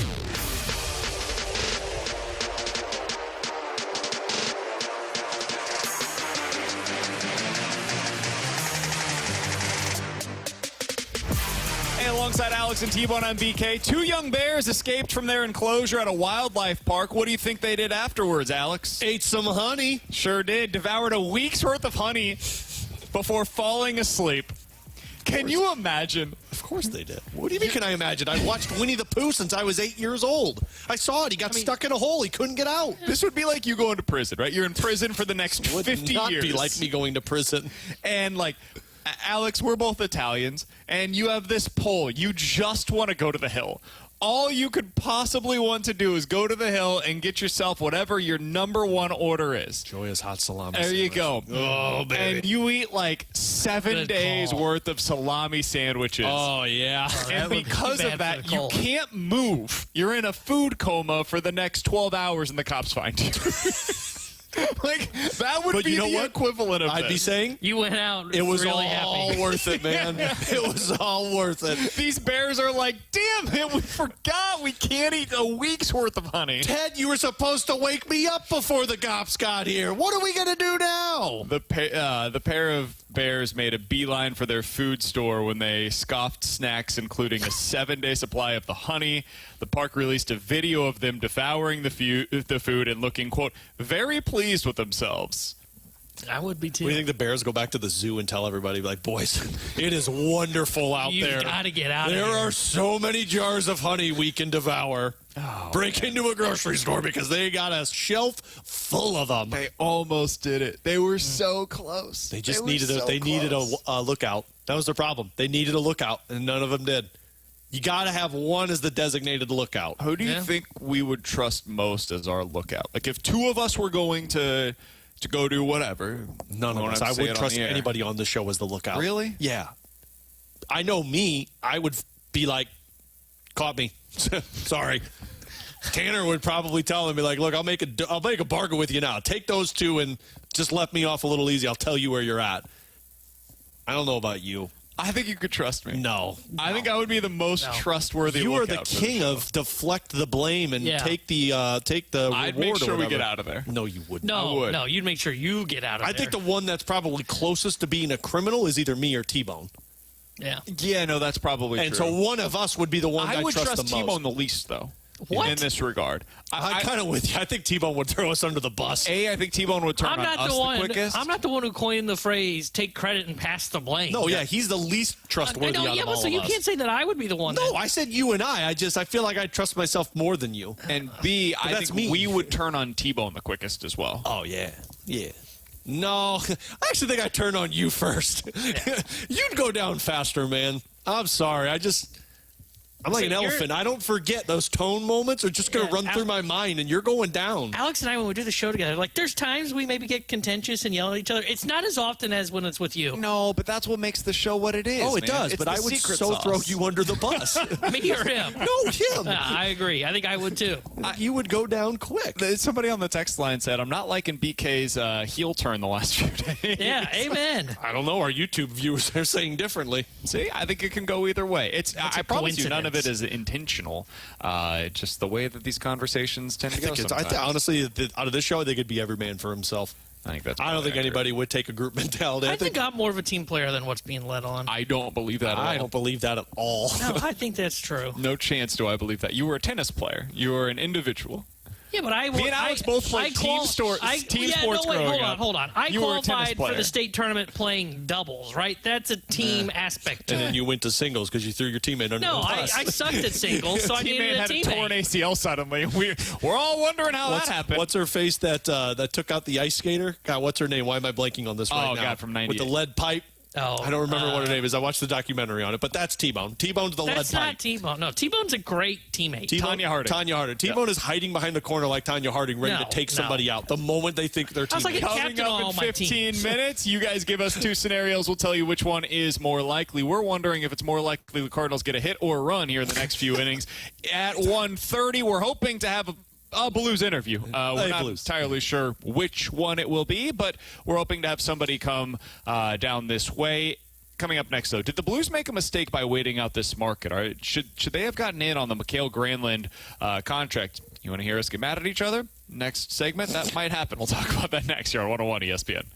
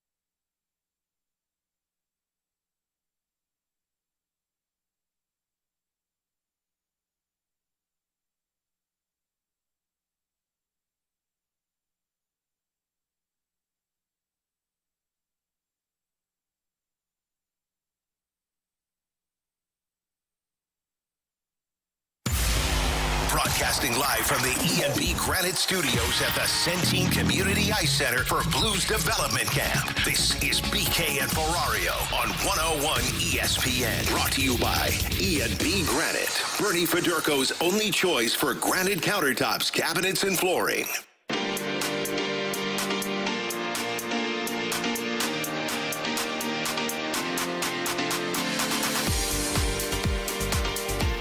Alongside Alex Ferrario and Tanner Hendrickson, I'm Brandon Kiley. Coming up here in about 20 minutes or so, we're hoping to be joined by one of the Blues prospects. He'll join us in studio to talk about what development camp has been like this week. Their first-round pick, by the way, Alex, looks amazing. All we're seeing is the videos because they're on the ice while we are here on the air. But the videos are really impressive. Yeah, so he's the one that I'm hoping we're going to be joined by. I've requested him, so we'll find out. They don't get off the ice until, like, right now, so we'll find out probably in the next 10, 15 minutes or so. But, yeah, this Justin Carbonneau kid, like, when we talked to Doug on the draft day, they said, like, he's a big body who can shoot the puck. And I think the comps that I heard was Brock Besser.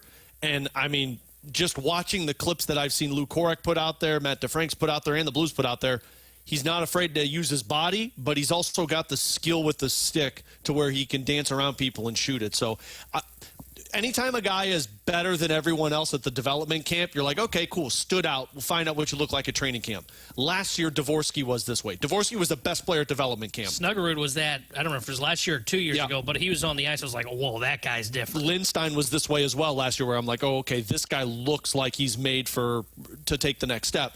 I'll be curious what he looks like at training camp when you play against the NHL players, which I think the decision for him right now is you either go back to the queue or you go to college, and that's what he's determining right now. All right, so that is what's happening for development camp right now. On the other side of things, the business side of things, the Blues may or may not still be in the market for a second or third line center. Second line centers don't appear to be available right now. Pius Suter is the best center available. He's probably, for this team, a third line centerman.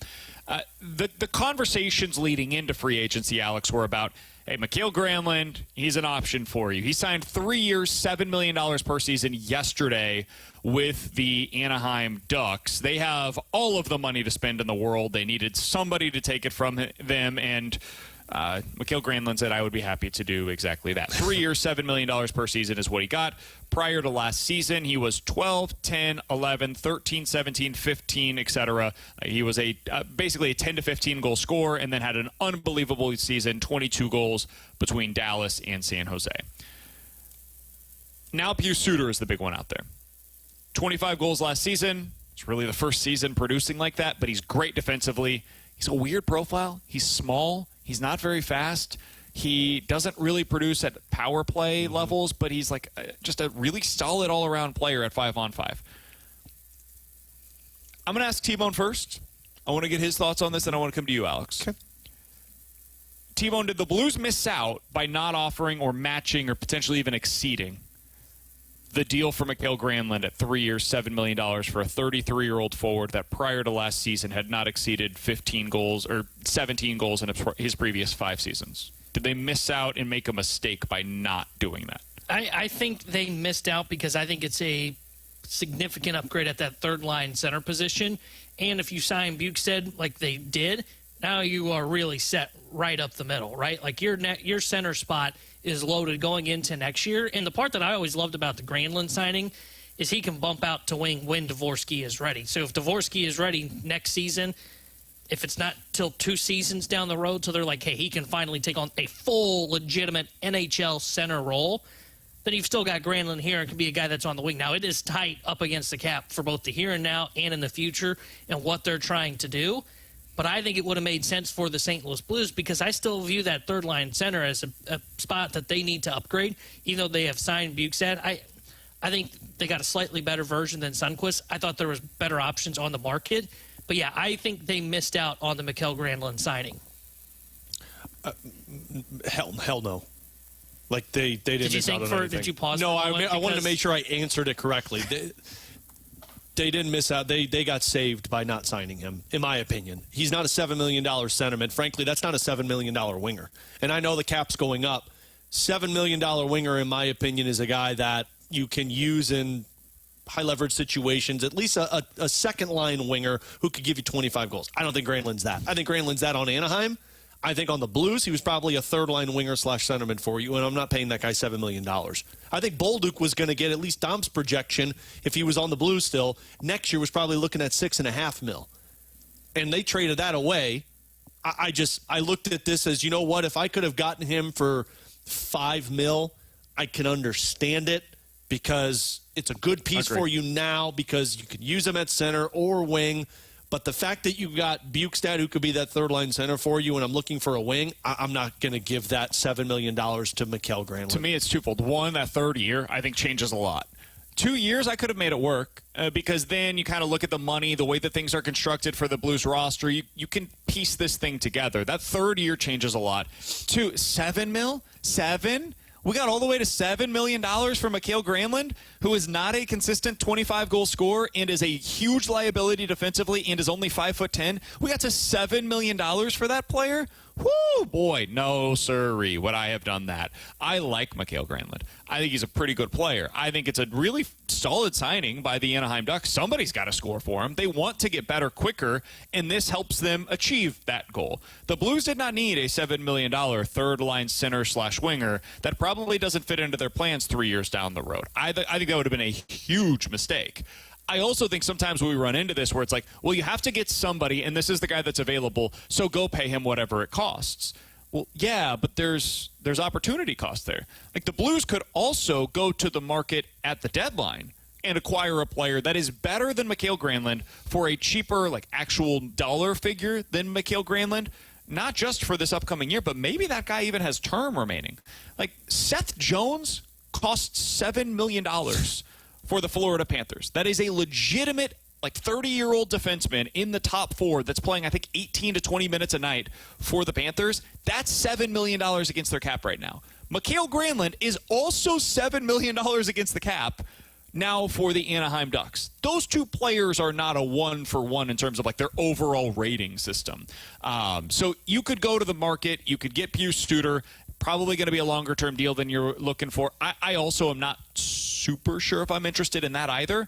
I think if the Blues are going to upgrade at the center or winger position on that third line, Alex, it feels as though that's going to come from some kind of a Justin Falk trade. Yeah. They put Leddy through waivers today. They have the defenseman that they need heading into the season. If they're going to acquire another player for that third line, I think it probably comes via some sort of a trade. Yeah, and after the Leddy waivers move, I don't believe they're moving Falk anymore. That's what I was saying. I don't know if you move Falk. I think Falk's going to start as your second pair defenseman, and as the season progresses, Mailloux will get to be the second, and Falk drops down to third. I think they had the choice between one of the two, and they opted to keep Falk over Leddy, which I can understand. I mean, again, I know people don't like Falk. Falk played well with Broberg last year. The goal is to make Falk a third pair defenseman for you, and that's why you get Mailloux. I think the upgrade, if there's an upgrade, is either coming Pius Suter or Ehlers, which I think Ehlers is a pipe dream, but you open up $4 million, or you are offer sheeting somebody. Otherwise, I think they're going to say, nope, we've got the wingers. We think Texier can produce in the third-line role. We think Joseph can produce. I do believe that there's a chance if Dvorsky plays well in training camp that he could start on the wing for the Blues and give it a 9-game trial to see what it looks like before they send him back to the AHL. I don't think they're going to go out there and just start throwing buku money at certain guys and saying, oh, well, we need a winger. I think it's got to be somebody that makes sense, which to me, Suter, Ehlers are probably the only one. I mentioned to you guys during the commercial break, maybe Victor Olofsson was a guy that played with Vegas last year, scored 15 goals for him, was a power play guy. That sounds like a third-line winger that could be power play second-unit threat. But I think the upgrade comes at offer sheet, or they're just going to say, nope, we're going to give guys internal shot. What's your max on, like, Suter? Like, what are you willing to do for him? Because he's the one, like, he's not, in my opinion, probably going to settle for just a 2 or 3 year deal. He's probably going to get, like, a 5-year deal. This is where I really struggle, man. I don't know is a bad answer, and it's also my answer right now, because so much of how they view Dvorsky is probably playing into their plans here. I think Shin, year 3 of that contract is probably a winger for you. So it could be a scenario where your top 3 centers in that moment would be Thomas, Dvorsky, and then Pius Suter as that third line center, continuing along there. So it could be like Shin, Pius Suter, Neighbors as your third line. And that sounds pretty good to me with like Dvorsky, Holloway, Kyrou, and then it's still Thomas, Booch, and Snuggerud. Like you've got your top 9 kind of figured out, and that's for the next 3 seasons. And then Shin falls off of the books, and you can decide what to do at that point in time. But that would make a lot of sense to me. How do you make the money work? I'd have to look more into kind of the cap sheet and how that looks. And this is a nerdy answer, but it's the truth.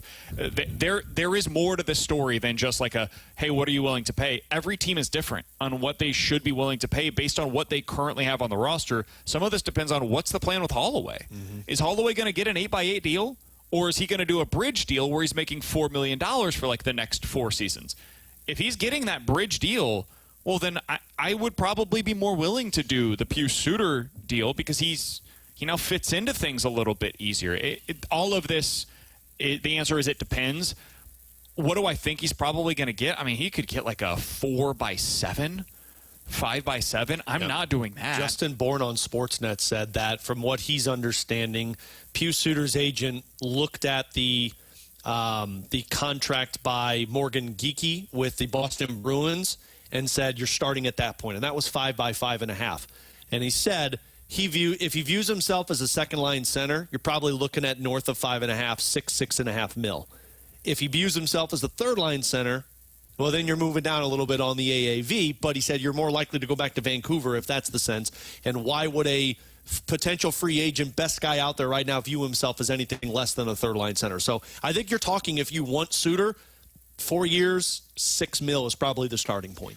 Yeah, and for that kind of money, I would need to know what their plans are with Holloway first.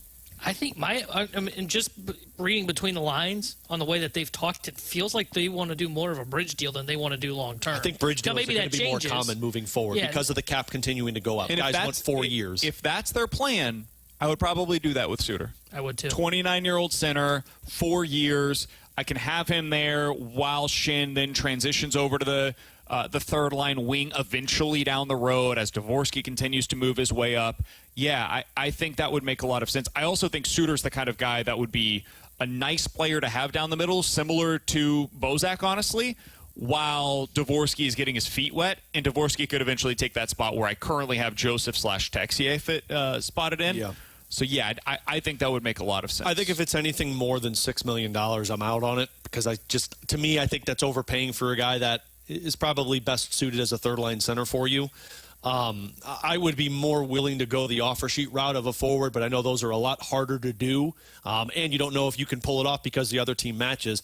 I think as it stands, if it's north of $6 million for Suter, I'd look at this and say, you know what, we've got the guys, let's see what internal options look like, and as we go further into training camp, we can assess if we desperately need something. If I told you now that the Blues offer sheet Bo Byram, how much of the plan that we're discussing right now, how much of that changes?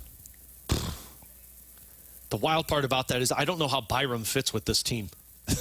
I don't either. I don't know how. I don't think that makes you 5% better. He might make you 20% better for 2026.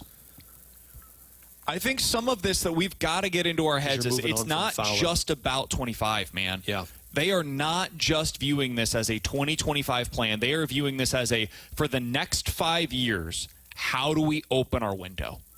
Because 2025 is hopefully the very first year of that window, and I don't think they view themselves as cup contenders. Hell, Doug Armstrong basically said as much. Yeah. He said, we're hoping to be in that 6 to 10 range and closer to 6 than 10 this year. Mm-hmm. And if that's the goal right now, well, you shouldn't be trying to go all in for 2025 then. You should be trying to get really freaking good for 2027. And Bo Byram, they might view that as that's the guy that can help us really open up that window when we believe we're going to be excellent. Yeah, and the Byram thing does make a lot of sense because if you're putting Byram there, to me that's saying, well, you don't believe you're going to re-sign Cam Fowler. You're going with a Byram and a Broberg and a Mailloux and a Parayko moving forward. And I mean, that's a top 4 defense that probably is one of the best in the Western Conference there.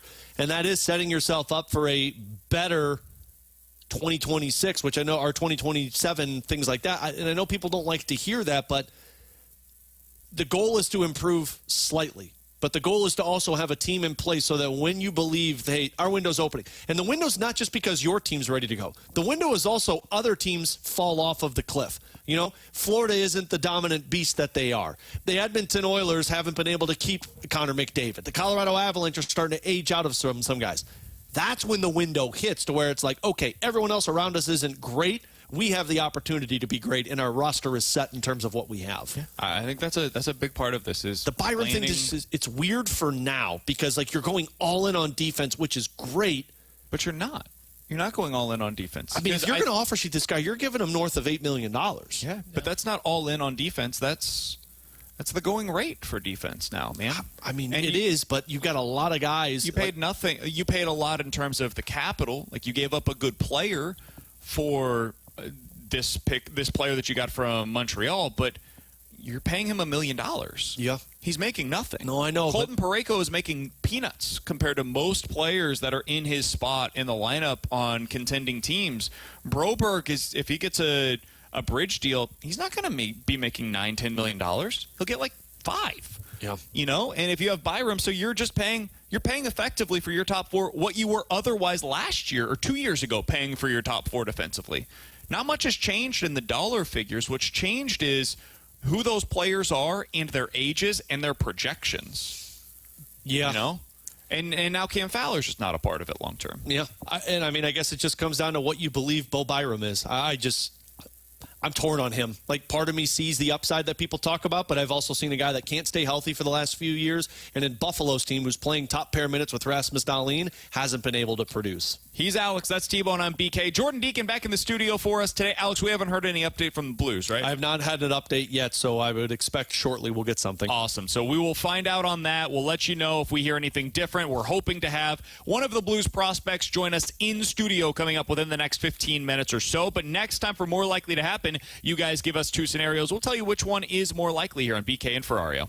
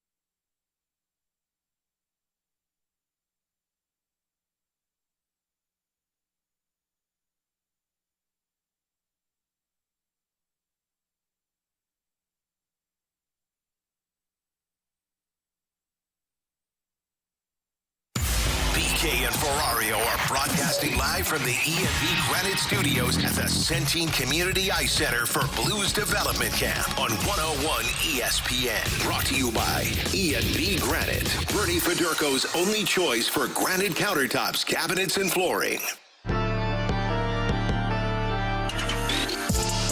Alongside Alex and T-Bone on BK, we're hoping to be joined here momentarily by Justin Carbonneau, the Blues' first-round pick. He's a winger. He was playing a little bit of center today, so we'll ask him about that. Working on them face-offs. 19th overall selection in this year's class. He also has a decision to make here pretty soon if he's going to stick with the Q or if he's going to go, I think Boston College is where he's committed, so he's got a decision on college versus staying in the juniors ranks. We'll get to him here in just a little bit. Alex, from what you learned about him night of, you talked with Doug Armstrong on the podcast to where we are today. What do you like about Justin Carbonneau? What gets you excited about this if you're a Blues fan? I mean, you like the fact that he can score goals at will. Like, I mean, he put 46 up in the Q, which, I mean, we've seen guys do that in the – I mean, Bolduc, heck, did that, 50 goals and 100 points in the 1 year in the Q, and this was his third full season playing junior hockey.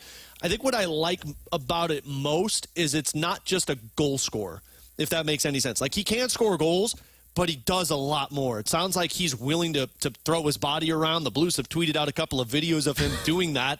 So, like, you've got a guy who can score with his shot, but also a guy that's not afraid to get into the scrum to come away with a puck, which I know this is going to sound weird, but it's kind of what Bolduc was. The excitement for people of Bolduc this year wasn't because he could score the goal on the power play. It was the guy was willing to go throw bodies around and jump into the stuff after whistle. And, again, we're hearing this. We've never really seen this yet, but it sounds like he's willing to do that at the Q. So when you bring a big body who can shoot, who plays like a big body, I mean, that's what gets you excited potentially of the Blues, adding to what already is a stacked winger position in their minor league system. 6'1", $195 as an 18-year-old. 18-year-old. That's like $125 at 18. That's an NHL like level 5'5" body as an 18-year-old. That doesn't mean his game is ready for the NHL, to be very clear. But to be that size at that age, he's got some real potential. I would also add this, Alex. We gave the Cardinals a lot of crap for their lack of draft and develop, right? Their first-round picks in recent seasons just have not panned out. The Blues are almost the opposite of that. The Blues have done a really good job of finding NHL contributors in the middle to back half of the first round in recent seasons, especially when it comes to their forwards. They've done a really good job with those guys. Yeah, and that's, I mean, you go through the different individuals that were in charge of the drafts. Like, you know, you had Jarmo Kekalainen, who was able to find Vladimir Tarasenko and Jaden Schwartz. You go to Bill Armstrong, who was able to find Robert Thomas and Jordan Kyrou. And now you've got Tony Feltrin, who has found Bolduc, who found Jimmy Snuggerud, who also found a couple of other guys later in the draft that the Blues are pretty excited about. I mean, this is how organizations can do that retool without having to blow it up. Because the problem for teams like Colorado or Edmonton that had to blow it up, not only were they bad at drafting and developing, they couldn't even identify talent when they were picking in the top 4 or the top 5. Look at Buffalo. Buffalo's been doing this nonstop and just trading pieces away. The Blues have found a knack for acquiring guys in the draft in the 18 to 25 mark and then turning them into really, really good players at the NHL level. Not superstars, but a lot of really good players, and pack mentality can work in the NHL versus like in baseball where it's hard to do that. I mean, you look at this. This is since 2010. Schwartz, Fabry, Tage Thompson, Robert Thomas, Jake Neighbors, Zach Bolduc, Jimmy Snuggerud, Dalibor Dvorsky. That's a ridiculous stretch of success with what you're able to get out of your first-round selections. Yeah. Their misses, if you want to call them that, like in 2019, didn't have a first-round pick. 2018, Dominic Bach, well, you flipped that pick for Justin Falk. And you were able to get Justin Falk out of it because you immediately knew, we missed here. Yeah, but also they got Joel Hofer in the 4th round in that draft. 2015, you didn't have a first-round pick. And that's it, dude. That's going back to that 2014 draft with Robbie Fabry. 2013, didn't have a first-round pick. 2012, Jordan Schmaltz. Okay, missed there. 2011, didn't have a first-round pick. I mean, it just the success that the Blues have been able to have in recent seasons, really going all the way back to 2010, of drafting and developing, especially forwards that are able to come up and have success at the NHL level, has been incredibly impressive. Yeah, no, and I mean, that's just been the biggest thing, and it's how teams continue the heartbeat of their organization. You know, they have the NHL players, they bring newer guys into the organization, and they develop them, they give them that process. They allow them to have that time to have success in juniors or college, wherever they go. But then when they get to the pro, that development continues to pick up, and that's where they come into play. Happy to be joined now in studio by the latest first-round pick by the St. Louis Blues. It is Justin Carbonneau joining us here on BK and Ferrario. Justin, on BK, this is Alex Ferrario. That's our producer, Tanner Hendrickson. Appreciate you stopping by on what I have to imagine has been a crazy week for you. Just describe what the last 4 or 5 days has been like in your life. Yeah, a lot. You know, with the draft in LA and getting drafted by the Blues has been a lot. You know, it's all I wish all my life, so it's not that bad. But it's been a busy week for sure. I know, Justin, when you do that, the workout and the opportunity to meet with those teams at the draft, did you recognize that St. Louis started to have some interest? Were they on your radar before that draft night in LA? Yeah, I haven't talked to any scouts during the year. Really? Yeah, so I talked with the mental coach during the year for about 4 hours. So I knew that there was some interest, but no scouts. So to be honest, no feelings about it. But I knew they didn't hate me. That's a good thing. I guess not, but no, I had no idea. Yeah. Can you describe what that conversation is like? You said you talked with their mental coach for about 4 hours. Mm-hmm. I don't talk to anybody in my life other than probably this guy should Bailey talk to a mental coach for 4 hours. What is that like? To be honest, it was lots of things. You know, he just wants to know who you are as a person. How would you react in certain situation? You know, he was telling me about some different stories, how I react to it and all that. He was showing me some pictures, some books, and give me your thoughts, give me your process and all that. So a lot. But at the end, he told me like how my mindset work. He knew me that probably better than I know myself. So I was like, yeah, that's a good 4 hours. So yeah. How much of a difference is this one for you, Justin, to go from being in juniors for the longest time to getting to a development camp? Like, I know there's not a lot of X's and O's in development camp, but when you get here, work with the NHL coaches, and they're able to be around other guys, how much impact has that been for you for a couple of days? Yeah, I think you first of all, you get to know a lot of people, a lot of great staff, great people, great players, but it's so much learnings about nutrition, trainings, all the little details that pros does, like they do. And I know I've watched some Blues are here training, so you watch them. They do all the small details. They get here early. They recover all the stuff they do, and their trainers, what they tell us. Even equipment manager, you know how sharp they are. Every details in the locker room matters. You know, being a good teammate. We got some great speakers. So no, there's so much learnings. I thought about bringing a book to kind of take some notes because there was so much, but no, just happy to be here. Yeah, try and soak it all in, I would imagine, as much as possible. Yeah. Out of curiosity, I mean, I grew up in Kansas City, so like hockey wasn't a big part of my life, but growing up in French Canadian area, I would imagine it was a huge part of your life, not just playing, but following the sport. How much were you aware of the Blues growing up as a young individual? Yeah, I'm a big Jordan Kyrou fan growing up. You know, I remember in before my junior draft, I said to the scouts, I want to look like Jordan Kyrou in the junior, and I said that because I was such a fan, not because I'm that type of player. And I realized it a couple of years after. I'm like, yeah, no, I don't play like Jordan Kyrou, you know. But yeah, so no, I know a lot about Jordan Kyrou. I've watched the playoff push last year with the new coach and all that, so it was pretty fun to see.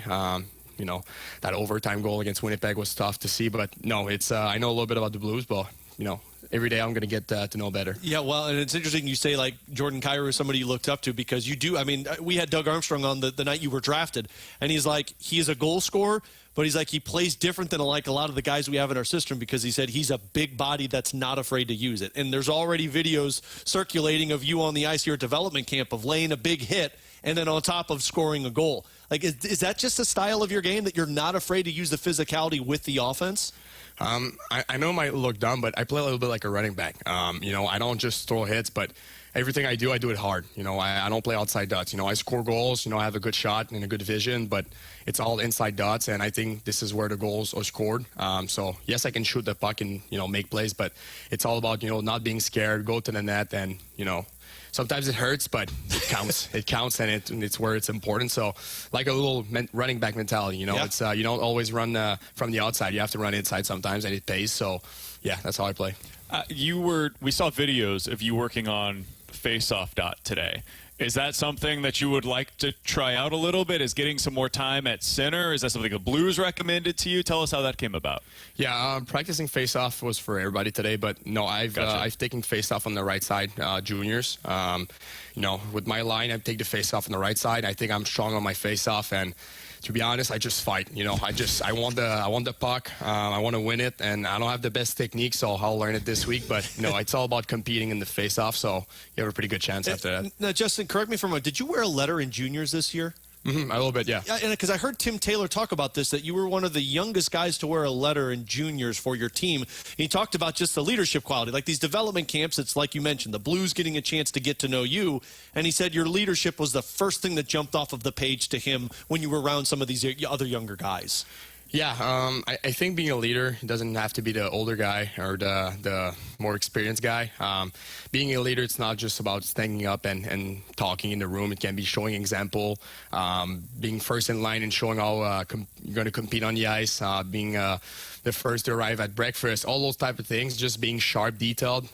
You know, I think I can be that type of leader, but also helping other guys. You know, some guys have better shot, some guys have better vision, so give your advice that you can give and receive those that you need. So no, being a leader doesn't have to be the older guy or the more experienced guy. Obviously, you know, you have a better chance of being a leader when you're in that case, but no, as a young player, I do what I can to be a good leader. We're talking to Blues first round pick Justin Carbonneau here on BK and Ferrario. Just another couple of minutes with you, Justin. When you look at a week like this, what are you trying to get out of it? You talked about some of the things that you can learn, but whether that be on ice, off ice, what's the biggest thing you're trying to get out of a week like this? To be honest, this week, at the start of the week, I didn't know exactly what I was going to learn. I know I was going to learn a lot. Now, with the schedule and all that, I knew that nutrition, being a good teammate, a leader, you know, they always say you leave your ego on the side when you step in that rink. And those things, leadership-wise, I think that's what I'm going to learn the most. Next year, don't know where I'm going to play yet, but I want to be the best leader out there. And I think being a good teammate, showing example, being positive in the gym, on the ice, putting others first, but still working on yourself by example is just so many things that I've learned from, you know, Peter Stastny and other Navy came here and talked to us. It's just ex-Blues, but it's so much things as a leader that I think I'm going to need for next year that I've learned here. Yeah, well, and I know you just mentioned you don't really know what's going to happen after this year in terms of where you're going to play. How beneficial is that to know that the organization's letting you to make that decision? Because I know some places tell the guy, like, hey, we want you to go to college. Hey, go back to juniors. But they're leaving that one up to you. Yeah, I've met with the staff, development staff, GM, and, you know, other people. And, you know, I didn't know what's going to be their opinion. But what I really appreciated, I sat down with them, and they told me, like, we're going to respect your decision. And, you know, we have confidence in yourself, and, you know, we're here for a long time. So there's no bad decision. So I really appreciate the fact that they let me give my opinion and all that. And I think we're both on the same page. But we're going to talk about it over the next weekend after Def Camp for you know, the decision itself. But no, I really appreciate the fact that they let me take the decision and give my opinion. Absolutely. Obviously, that decision is totally yours to make. But out of curiosity for listeners that are at home right now, what are some things that go into that kind of a decision, right? Like what would lean in either direction for you? Yeah, I think first one is going to college to play for Boston College. That's one of my options. I think college, just bigger guys, faster, older league. You can learn from that and have more time to train. There's less games, so those things I think you can get ready for pro. But on the other side, going back to junior, being a leader, having a chance to win a cup with a great team, with the game sevens, everything on the line. I think it's something too that, you know, it's close to pro. Yeah. So it's two good options, to be honest. So that's why it's hard to make, and we'll decide this weekend. Okay, enough with the hard-hitting questions, Justin. You're wearing a development camp volleyball tournament shirt. I got to know, has this happened, and did you come out on top? There was a couple teams. We were 0-4. So you went 0-4? 0-4. So no, not good games. It was so tight though. We lost from like 1 or 2 points. Yeah, the Cardinals game is really tight right now as well. 5-0. I mean, I put no blame on you. I'm terrible at volleyball, so I would have done the exact same thing. Yeah, no skills from volleyball, but I was just smashing like way too far. But no, it was close. But I'm not that good at volleyball. But there was a cooking group for the development guys. How was the cooking skills versus the volleyball skills?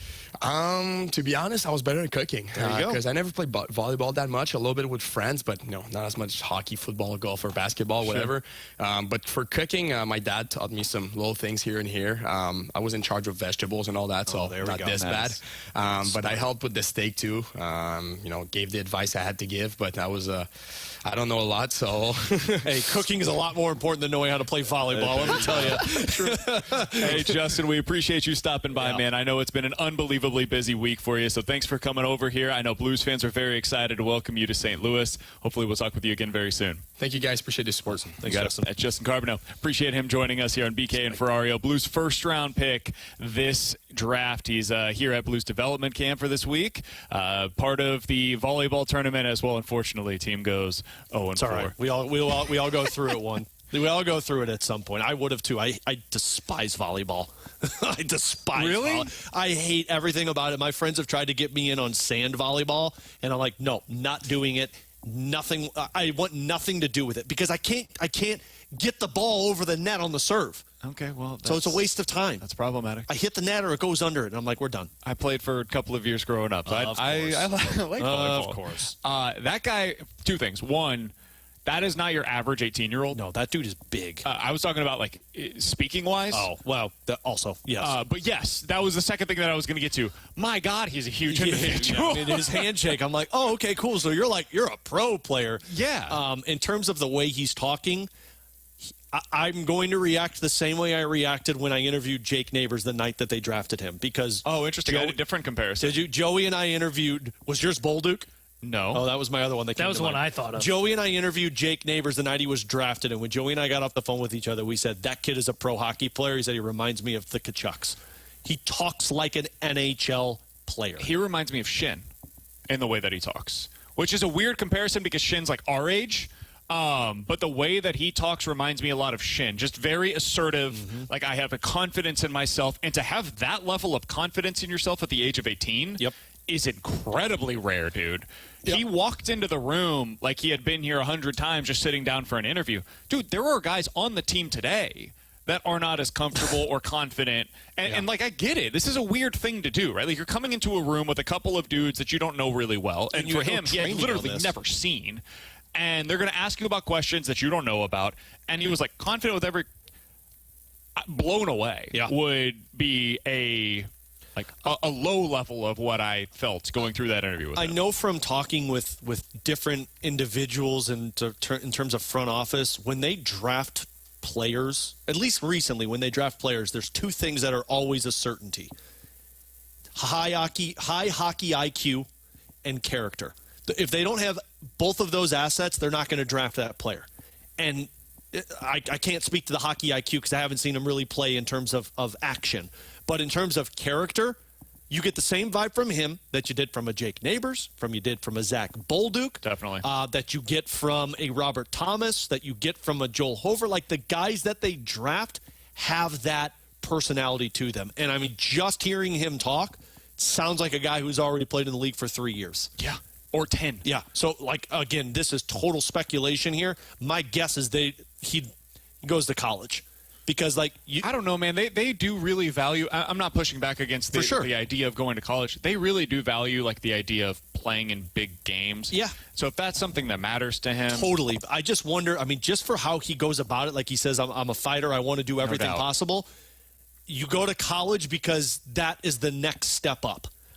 Now you're closer to NHL level because you're going up against that when they come out of college, they go straight into the NHL, i.e. Jimmy Snuggerud, Matthew Nyes. So, again, total speculation. If he goes to juniors, I can see that happening, also being one of the best players in juniors hockey. But this is a guy that the way that he said, I'm a fighter, and the only way you score goals is by going to the front of the net. cool, you could have won over St. Louis just off of those words. He said, I'm a running back playing hockey. Yeah. Okay, yeah. I wanted to say, well, BK hates running backs, so probably should have used a better comp there. But when people look at this picture, do you think they say to themselves, like, man, I wonder which one of those guys is the professional hocky player? Yeah, it's the one on the left, obviously. Okay. Yeah, I was just making sure we were all on the same page there. The one on the left looks kind of old. Oh, that's fair. The white is really starting to come in down below. I believe we're behind by a break. Am I correct? Oh, yeah. Oh, so we're doing the Okay. TMA clock. So we are going to double up here, Jordan, back in the studio. We appreciate you. We tried to make it as easy as possible from 11 to 1:45 today. Now we're going to make it really, really difficult. We just had a fantastic interview with Justin Carbonneau. If anybody missed any of that conversation,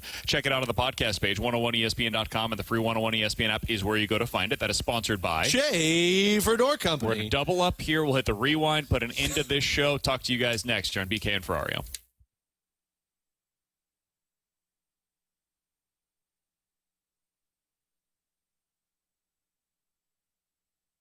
Hey, Chris Kerber here. Hope everybody has a great 4th of July and that air conditioner is working perfectly as well. Look, the folks at Classic Air Care want to make sure that you celebrate in a perfectly cooled house the way you want it in the comfort of your own home. So make sure that if anything goes wrong this weekend, you call Classic Air Care. You can reach out to their 24/7 hotline.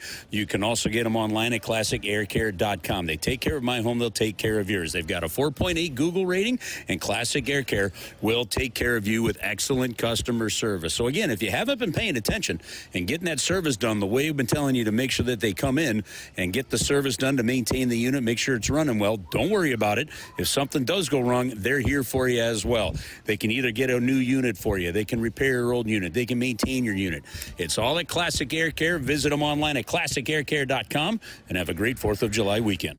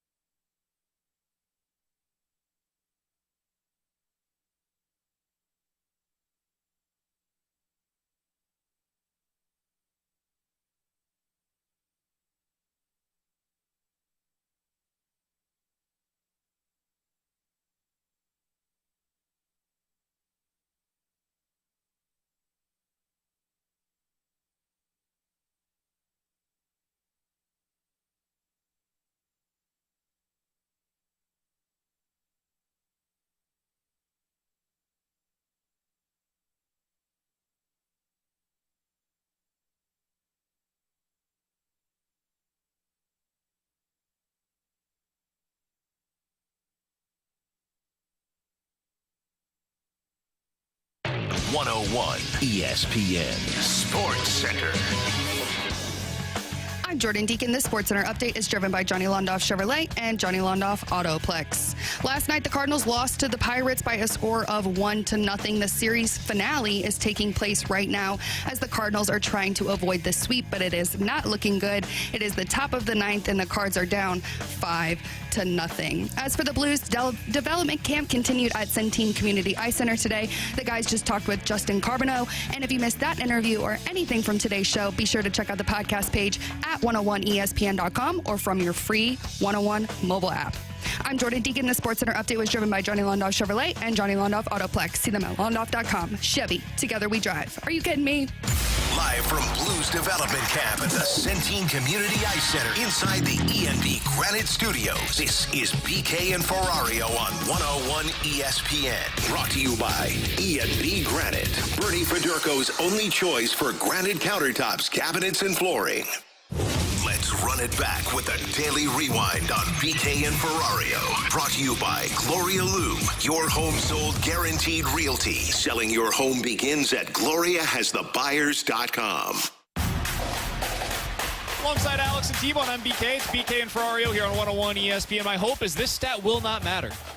And that coming up here in about a batter or two, the Cardinals will put this to shame. But the last time the Cardinals were held scoreless in 3 consecutive games was 2022. That season ended pretty well. They were a good team that year. The year before, the time before that, 2015, they won 100 games that year. Don't look at it when that happened. Yeah, it might have been the final 3 games of the regular season when they were getting ready for the playoffs, but don't worry about that. And the time before that, it was 1976. Yeah, that was also the final 3 games of the regular season. And before that, 1958. So it has not happened very often that the Cardinals have been shut out in 3 straight games. Even more rare does one team do that against the St. Louis Cardinals. It wasn't a left-handed pitcher today either, so who would have thunk, am I right? Yeah. I thought it was just the lefties that they couldn't hit. Now it's the righties. To be fair, Mitch Keller's pretty good, you know? Are we going to do that every time they get shut out? Well, no, because, like, Andrew Heaney stinks. I was going to say, are we really going to keep doing that for all of these guys when they get shut out? We're not going to. Look, I'm promising myself now, because you're not here tomorrow, I'm not going to panic. Okay. I'm not going to panic. I'm going to hold you to that. Yes, it sucks. Yes, this is an ugly way to lose if you lose. Oh, we're coming back, though. Are we? I mean, 2 on, 2 out. Which, by the way, mine's like 45 seconds behind what we're watching right now, so the score's already finished. But I'm not going to panic, but it's starting to get a little alarming. I will go back to the same thing that I said earlier today. Scale of 1 to 10, my level of concern long-term is about a 2. My concern about this potentially coming back to haunt them right before the All-Star break, which then puts them in a really tough spot going into the deadline, that's what it concerns me about, because they're just not healthy right now, man. They desperately need an off day. And more than that, they need like a break. They need like 3 days away from baseball to just get their guys back on track. Unfortunately, though, that's all going to happen after you take on probably one of the most important series of the season for you. Yeah, the Cubs series is important, don't get me wrong. I'm not trying to diminish it. That series against the Padres, I think, is even more important if you view the wild card as their best out to get into the playoffs, and I currently do. I'm not sure if this team is going to be able to catch the Cubs in the division. I think it's a really, really tall task. I just think those wild card teams are going to get significantly better at the trade deadline. I think the Cubs are too. Yeah. Fine, but at least you keep yourself within striking distance of them. And you can still do that with the Padres as well, but I don't know. There you go. The shutout for Lady. Everyone. All right. The BK stat, it wasn't going to matter, guys, and it still matters. For the first time since 2022, the Cardinals have been have been shut out in 3 consecutive games. In 2022, it happened in September. In 2015, it happened in the final 3 games of the regular season. And in 1976, it happened in the final 3 games of the regular season as well. In 2015, that included a doubleheader, as it did in 1976. So it's not the company you want to be keeping. It's hard for me to sell you on, like, this is going to be fine, everything's going to be great. They're in a really bad spot right now offensively. They've got to get it going. Yesterday, to me, was much less concerning than today. Yesterday was, man, you just didn't come through with runners in scoring position. Today was pretty bad. Today was another really bad offensive performance. So in order to bring you guys back to life, 101 ESPN is your chance to score 2 tickets to Adam Sandler on Friday, October 17th at Enterprise Center. Tickets are on sale right now. You can find details at 101ESPN.com or a bonus chance to win at the 101 ESPN mobile app. But right now, we are giving you that chance to score the pair of tickets to see Adam Sandler. If you are texter number 101 at 314-399-9646 and you have the correct answer to the following question, you're getting that pair of tickets to see Adam Sandler. Here is that question. Earlier today, we mentioned a specific animal broke out of a zoo and then fell asleep after eating too much food. What was that animal? If you have the correct answer and you're texter number 101, you are getting that pair of tickets to see Adam Sandler coming up later on this year. All right, Alex. Before we get out of here today and hand things over to the fast lane, we had a lot of different conversations. Blues, Cardinals, just talked as well with the Blues' first-round pick, Justin Carbonneau. What was the biggest thing you took away from today's show? Well, a couple of them. I think Carbonneau is going to be a NHL player for the Blues at some point soon because that kid just sounds like he's NHL ready. But more so on the Blues side, this offseason is still to be continued. I think despite people being upset about Zach Bolduc being traded away, I think they got something that's going to be – I think they got something that in the middle of the season next year, you're going to see a highlight of Zach Bolduc scoring a goal and saying, good for him, but we got the better piece in that trade. And I also believe – because of the Nick Leddy on the waivers, you're going to see somebody else a part of this Blues team at the start of next season. I'm going to say something that'll be super controversial when I first say it. I want to explain it, though, real quickly. Oh, boy. I think this very well may be Doug Armstrong's version of the Randy Arozarena trade, and I don't mean that as a, this is going to be a disaster. I mean that as a, next year you probably are going to look at this and be like, you sure? Because I think Zach Bolduc's going to have a very good season for the Montreal Canadiens because he's a really good player. And then I think long-term, you may view it as, you know what?